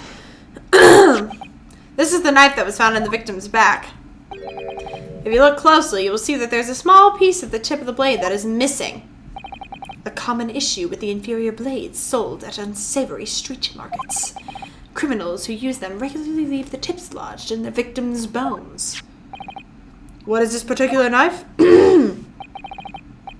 No doubt its tip has suffered a similar fate, now languishing somewhere near the spine of the victim. Objection! No, that's not the case. You are in denial. The tip of this particular knife's blade is the very fragment of metal we discovered in the chamber of Mr. Garret's pipe. It was very dramatic. I think he's having a heart attack. I think he's dying, guys. Call 911. Good grief, Lord Van Zykes. I don't believe it. Saga. The knife from the crime scene and this fragment of metal are a perfect match. Good. Golly gosh! Golly. Santa Claus is shot. Order! Is this some sort of Eastern sorcery? This is no magic, my lord. This is a miracle. A miracle? So Van Zykes has figured it out, has he? Counsel, explain this extraordinary coincidence at once. Yes, my lord. When did the fragment of metal find its way inside the pipe? Something that was clarified for us in the most recent testimony. At the Sigma Ann is usually the time of the onslaught. Knocked clean out with one of her soft projectiles she did, yes. It would never have been flying unless it was hit by something pretty solid. Oh, dearie me. During the argument between these two that occurred just as the victim was on the pavement below, Mrs. Garrett flung this knife at her husband. However, the knife missed Mr. Garrett, instead striking the pipe in his hand at the time, which caused the tip to break off. Of course. Good lord! Yes, and that is when the tiny tip of the blade found its way inside Mr. Garrett's pipe. The chances that are 1,000,000 to 1! Yet there's no other credible explanation for how the tip of the blade ended up in your pipe. Then, after losing its tip, the knife ricocheted off the pipe and flew out of the open window. In short, this knife, which fell from the window of the Garrett's house, is the very same knife that struck the victim in the middle of the back on the street below. Oh gosh! Oh dear! Oh. No! I just thought she sounded a bug. Objection. What? Uh-huh. What you got? Give me your best shot. Uh-huh.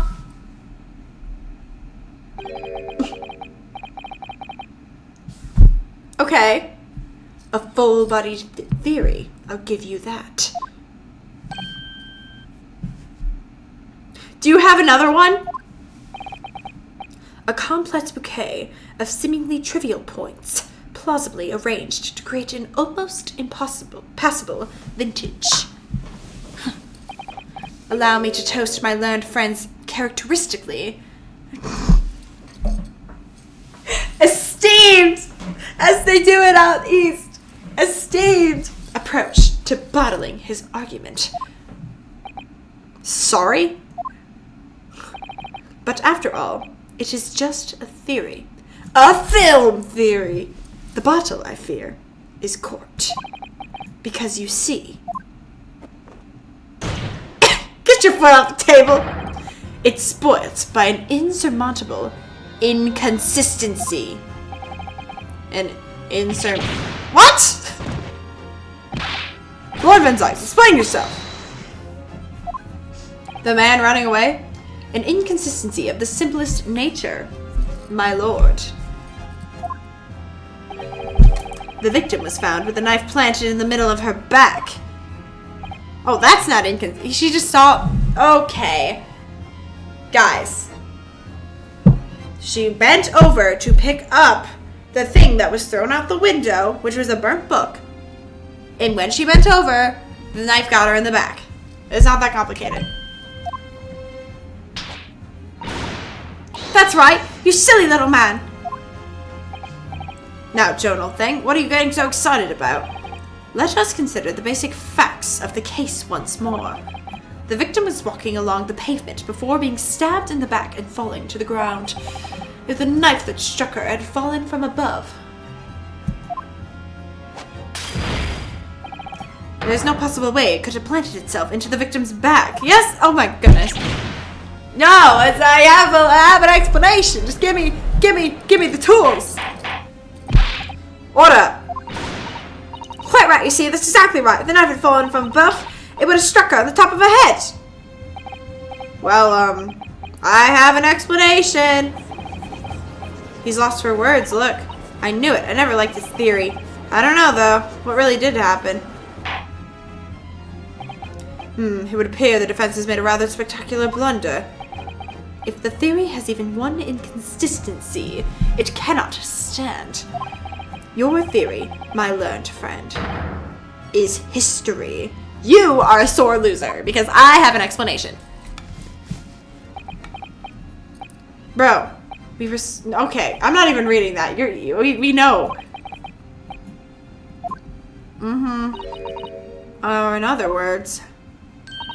We simply need to eliminate the one inconsistency, and the theory will stand. Exactly. Mr. Sato. You mustn't worry, Mr. Naruto. You were just caught off guard, that's all, and your mind went blank.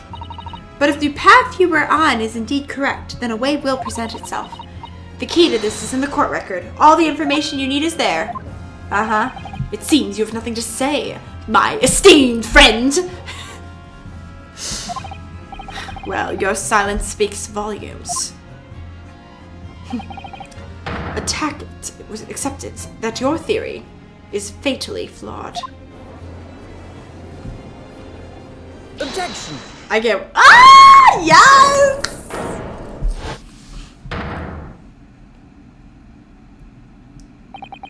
This inconsistency doesn't mean I was in the wrong track. It means that I need to sharpen my mind and dig deeper for the truth. It's a test. Yes. If the knife fell on the victim from above, there's no way that it would have hit her in the middle of her back. Under normal circumstances, that is. He got a little smirk. He's so good. What are you implying? Counsel? There's a piece of evidence in the court record that can explain this inconsistency. There is! I know where it is! That can explain how the knife that fell above could have pierced the victim's back. It's the book! It's the book! Goodness! Utter madness. Surely this must be the last time. Counsel, present evidence of which you speak. I mean never to be a lawyer. This is the last inconsistency. The final piece in the puzzle. If I can successfully make sense of this, the truth will be there at last. It's the book. Is this the book? Yeah. Take that! Easy peasy. This, the fourth book found at the scene, is the final piece of evidence the defense will present. The burnt book? Is that not Mr. Gerdub's book? Yes. And to understand its significance, we have to consider how it came to be at the scene in the first place. This photographic print clearly shows the book in question, and the victim holding it in her hand. But as we all know, it was the police constable that put the book between her fingers like that. Quite so, as part of his wholesale transplanting of the crime scene into the opposite side of the road. That's true, however. As part of his testimony, Constable B made an extremely enlightening statement at that point. That's how he found it. That's how he found it. He found the book like that. Yep, okay, yep. That's how he found it! In other words, the victim had already picked the book up of her own volition. And clearly that must have been before she suffered the knife wound. Well, I should say so. After being attacked with a knife, I don't imagine she'd have been doing much of anything. So the question becomes, why did the victim have that book in her hand? By Jingo. I think I'm beginning to see what might have happened now. How daring me. We know that the book fell from the top floor of the Gerdub household onto the pavement below, at precisely the moment that the victim was walking past. Yes, at exactly that moment. The young woman was walking along the street in the light fog, when all of a sudden a book fell right in front of her.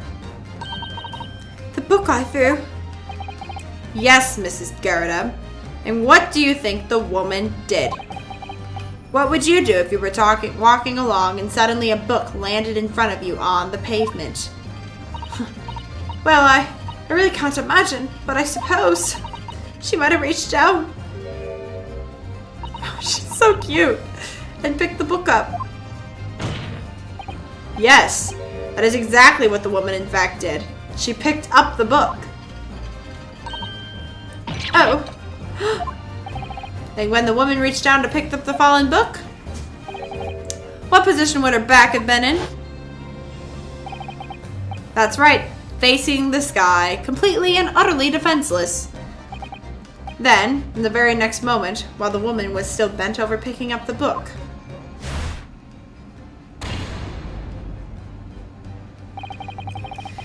the next object fell from the room above, the jackknife, straight into the middle of her back. And at the same time, walking by chance directly behind Miss Green, was the defendant, Mr. Soseki Natsume. Well, I never. It appeared to Mr. Natsume that the woman simply collapsed on the floor. In the dark and the fog, he didn't see the knife falling on her from above.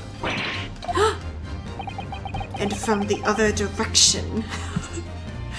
I'm gonna see that face about nightmares. The constable and his wife saw no one but the victim and her apparent attacker. So there was never a real culprit to run from the scene in the first place. No, this was nothing more than a series of unlikely events that culminated in an unfortunate accident.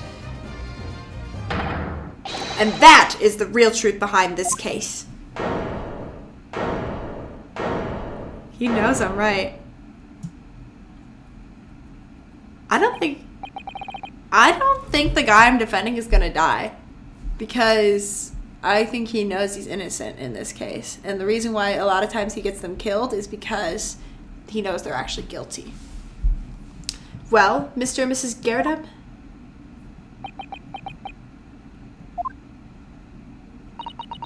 The very first time he showed me that knife, I had my suspicions.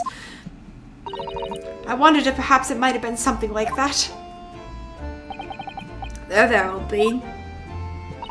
Poor Mr. Garrett. Of course, I never meant for anything of the sort to happen, but it was all my fault, wasn't it?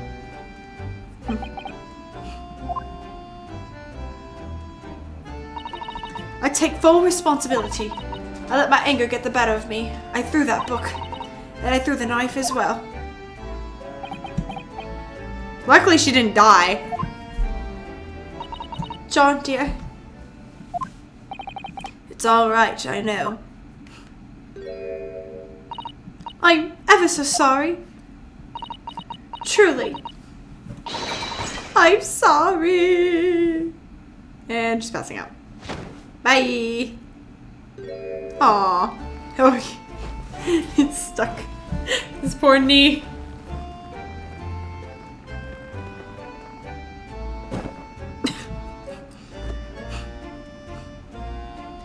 Yo, can someone wake up the old man so we can call this dude not guilty? Say, Santa, wanna hurry up? Lord Van Zykes, what news of Mrs. Garrett? She's been taken to the infirmary. It would appear that today's events had left her in an especially flustered state.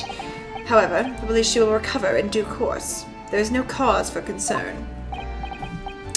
Yes, unbeknownst to themselves, they caused what could have easily been a terrible tragedy. They shall have to prepare themselves for the consequences of their actions. There is some good news, however, my lord. I've just heard... Yep, bad feeling. I just had word from the hospital where the victim is being treated. Her condition is improving steadily. The doctor believes she will regain consciousness soon. It's strange. We've been talking about the victim all this time, but we never once met her. How wonderful! The woman is out of danger, it seems. Yes, that is good news. So, Mr. Sasuke Natsume. Poor dude. Ah, yes! On behalf of my fellow countrymen, I would like to take this opportunity to beg your pardon, sir. You came from your distant eastern homeland to study our great British culture. And I've been repaid with immeasurable unkindness. Please accept our heartfelt apologies.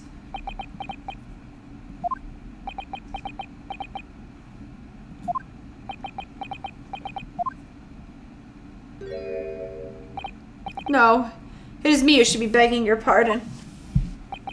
No? That evening, when the young woman just collapsed on the pavement, I jumped in the wrong conclusion again in my confusion.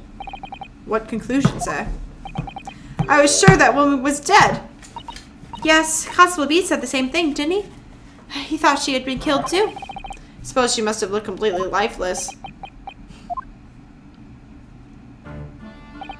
It's been around a year since I arrived in Great Britain now, but I still can't get used to life here. I can't relax. I'm sure there are evil spirits lurking in the fog, like they're haunting me. Poor sucker's son. His imagination really has gotten the better of him. Yes, poor man. So when it happened, I thought the young woman had been taken by the fog spirits. I should never drop my books like that and run away. Whoa. Goodness. I should have called for help, for a doctor, for the police. Instead, I've managed to create a rift in the relationship of trust between our two empires. And for that, I'm truly sorry.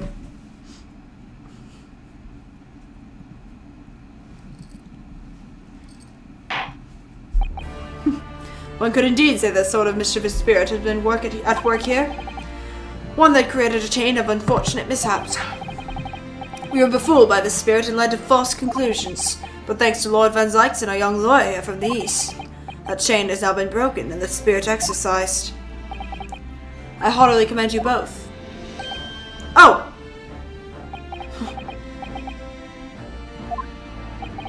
Now then, ladies and gentlemen of the jury. Yes, my lord. In concluding the trial, I must ask one time for your decisions regarding the defendant's culpability. Are you ready to present your findings to the court? As the foreman of the jury, I can assure you we've reached a fair and just conclusion. I do declare the truth can be extremely cruel. Well, I didn't suspect the woman next to me, that's for sure. Sitting in for the old bean while she's out of action, you know, but I know what her decision would be. Does this mean I'll finally be able to get out of here and start work? What's about time? I say, I have a cork of a story to tell the grandchildren when I get home, won't I? Very well. I demand your verdicts. Not guilty. Not guilty. Not guilty. Not guilty. Not guilty. Not guilty. Bro, imagine someone's just like, guilty! Like, there ain't any more evidence, bro.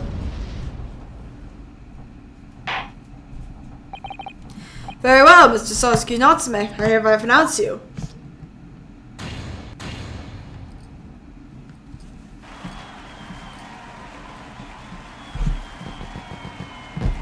Please don't kill him.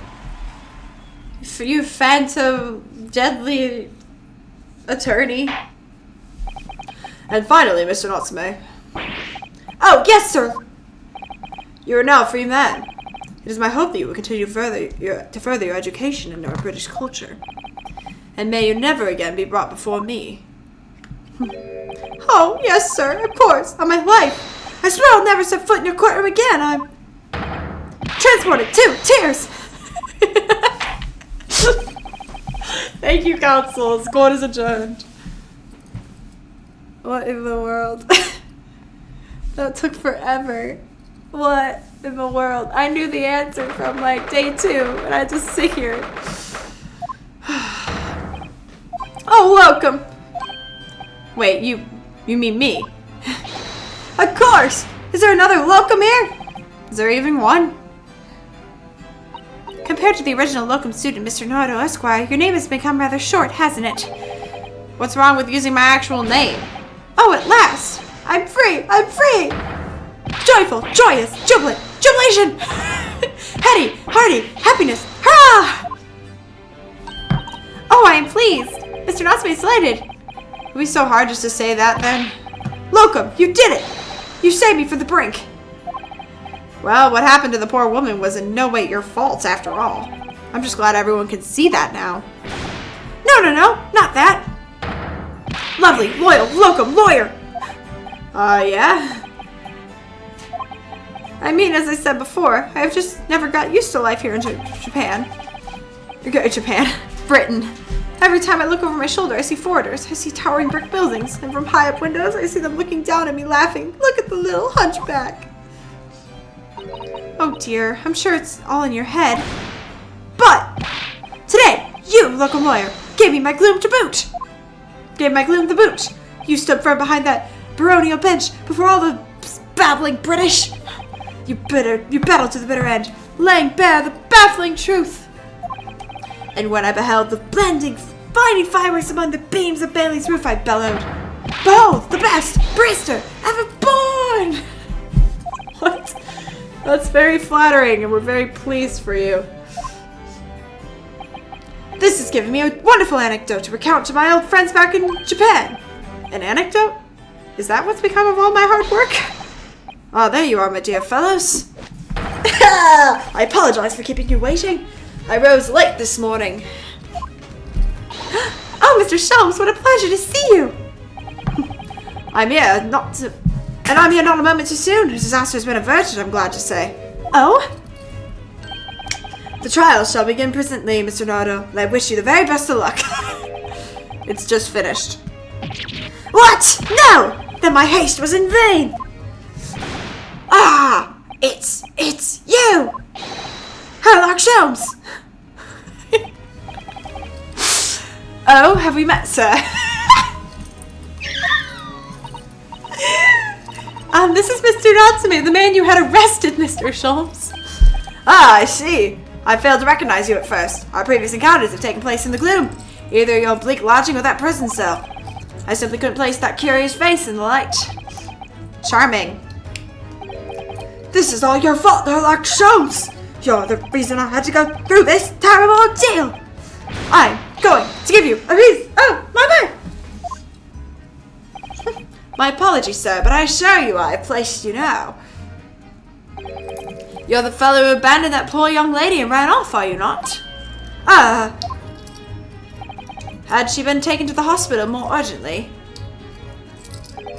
I feel perhaps she would have regained consciousness by now. Oh. But it was unavoidable, I'm sure.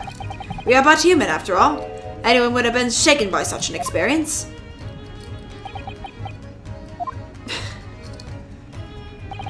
I do feel badly about how I behaved. No, never mind. Now then, what was it that you wanted to say to me, sir? Nothing. Priceless. Oh, I'm sorry, really, but that was quite priceless. Poor Sosuke-san. Still, on the bright side, you've had an extremely entertaining experience without paying a penny. And it would seem you were not even found guilty. But there was no bright side. There is no bright side. Whatever do you mean? He's gonna die. Even after this, I'm still cursed by the spirits and now by the Reaper. Oh no, please. I think he'll be okay. Lord Van Zykes. I haven't forgotten, you know, what facing that man in court means. Even if you're found not guilty, you're still doomed. But we'll be all right, Mr. Natsume. If the Reaper appears trying to make trouble, I will protect you. Hiya! That was unnecessary. With a perfectly executed Susato takedown.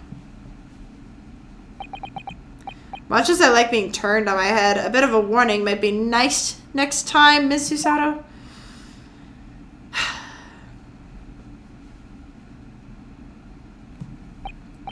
So, Mr. Natsume, what do you intend to do now? You mentioned something about recounting your experiences to your friends back in Japan?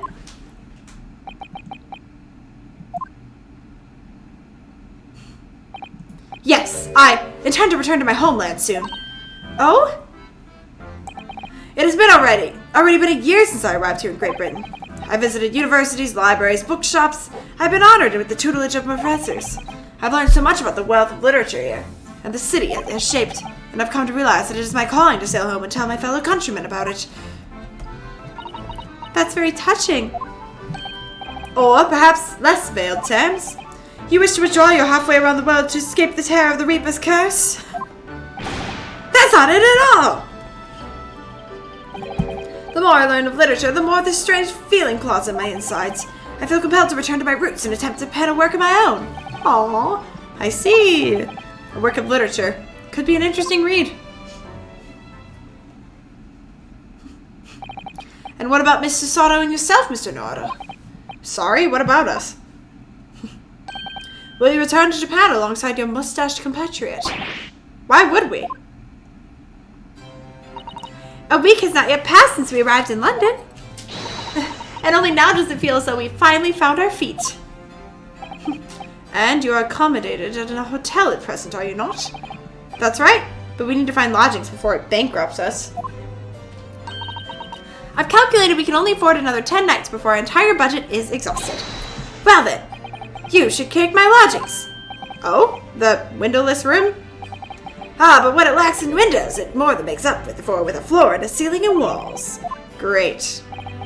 And, of course, I'd be happy to leave behind the accursed evil spirit. Oh my, an evil spirit. You'll be okay. Oh yes, it tries to suffocate you while you sleep. It's an infallible. We'll think about it, if that's alright.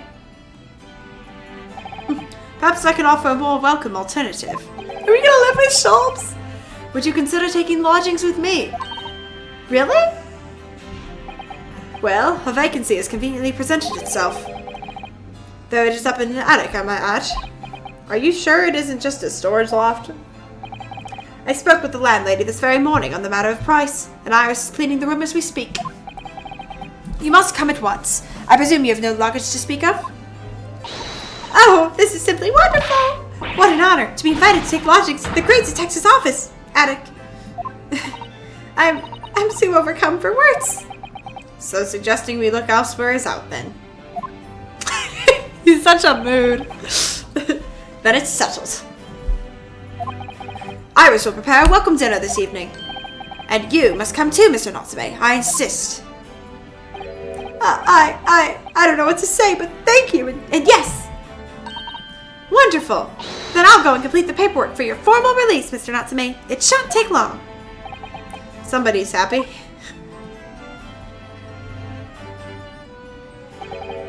Locum, I knew that you wouldn't let me down. I'm truly delighted to have met you here in London. Likewise, Mr. Natsume. It's been a privilege meeting you too. It's a shame we're going to have to say goodbye so soon. Well, I've come to realize that I belong in Japan. But Locum, we'll meet again one day. Yes, I'm sure. And hopefully by then I'll be a successful lawyer. Hopefully by then I'll be a successful author. Well, my dear fellow, our carriage appears to have arrived. Shall we go, Mr. Nardle? Yes, Mr. Sholmes. Have little doubt Mr. Natsume will be released in time for dinner this evening. Don't leave him here. Don't leave him here. And so, with Sosuke-san's innocence successfully established, we rode with Mr. Solmes to what was to become our new home, 221B Baker Street. Don't leave him here. He's gonna die. Okay, that's not bad. A window! I don't have a window.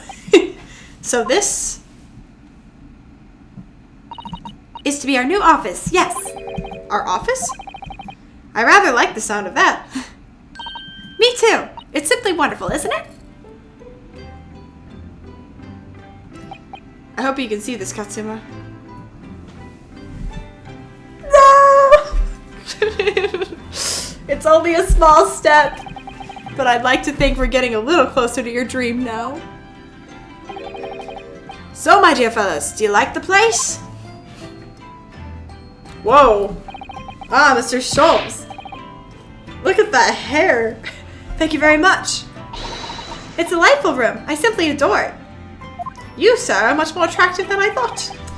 Good, I'm pleased to hear it. Iris and I are delighted to welcome you. I hope everything one's hungry. It's nearly time for dinner. We'll eat as soon as Mr. Natsume arrives. We have a lot to celebrate. Oh no. No one walked him here? Iris, you must let me help you. Yo. Alright then, Susie. You can be in charge of the salad. Splendid.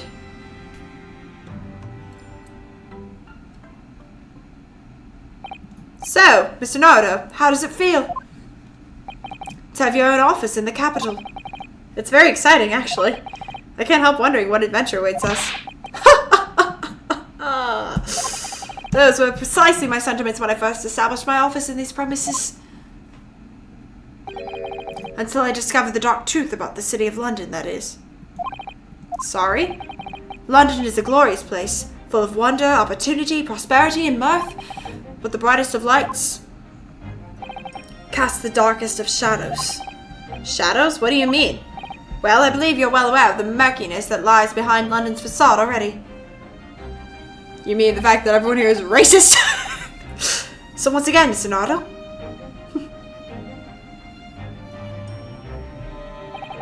Welcome to London.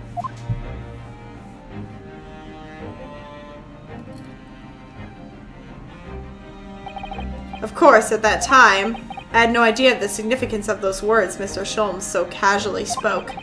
But it wasn't long before my turn came to lift the facade and see the true depth of murk that lay behind it.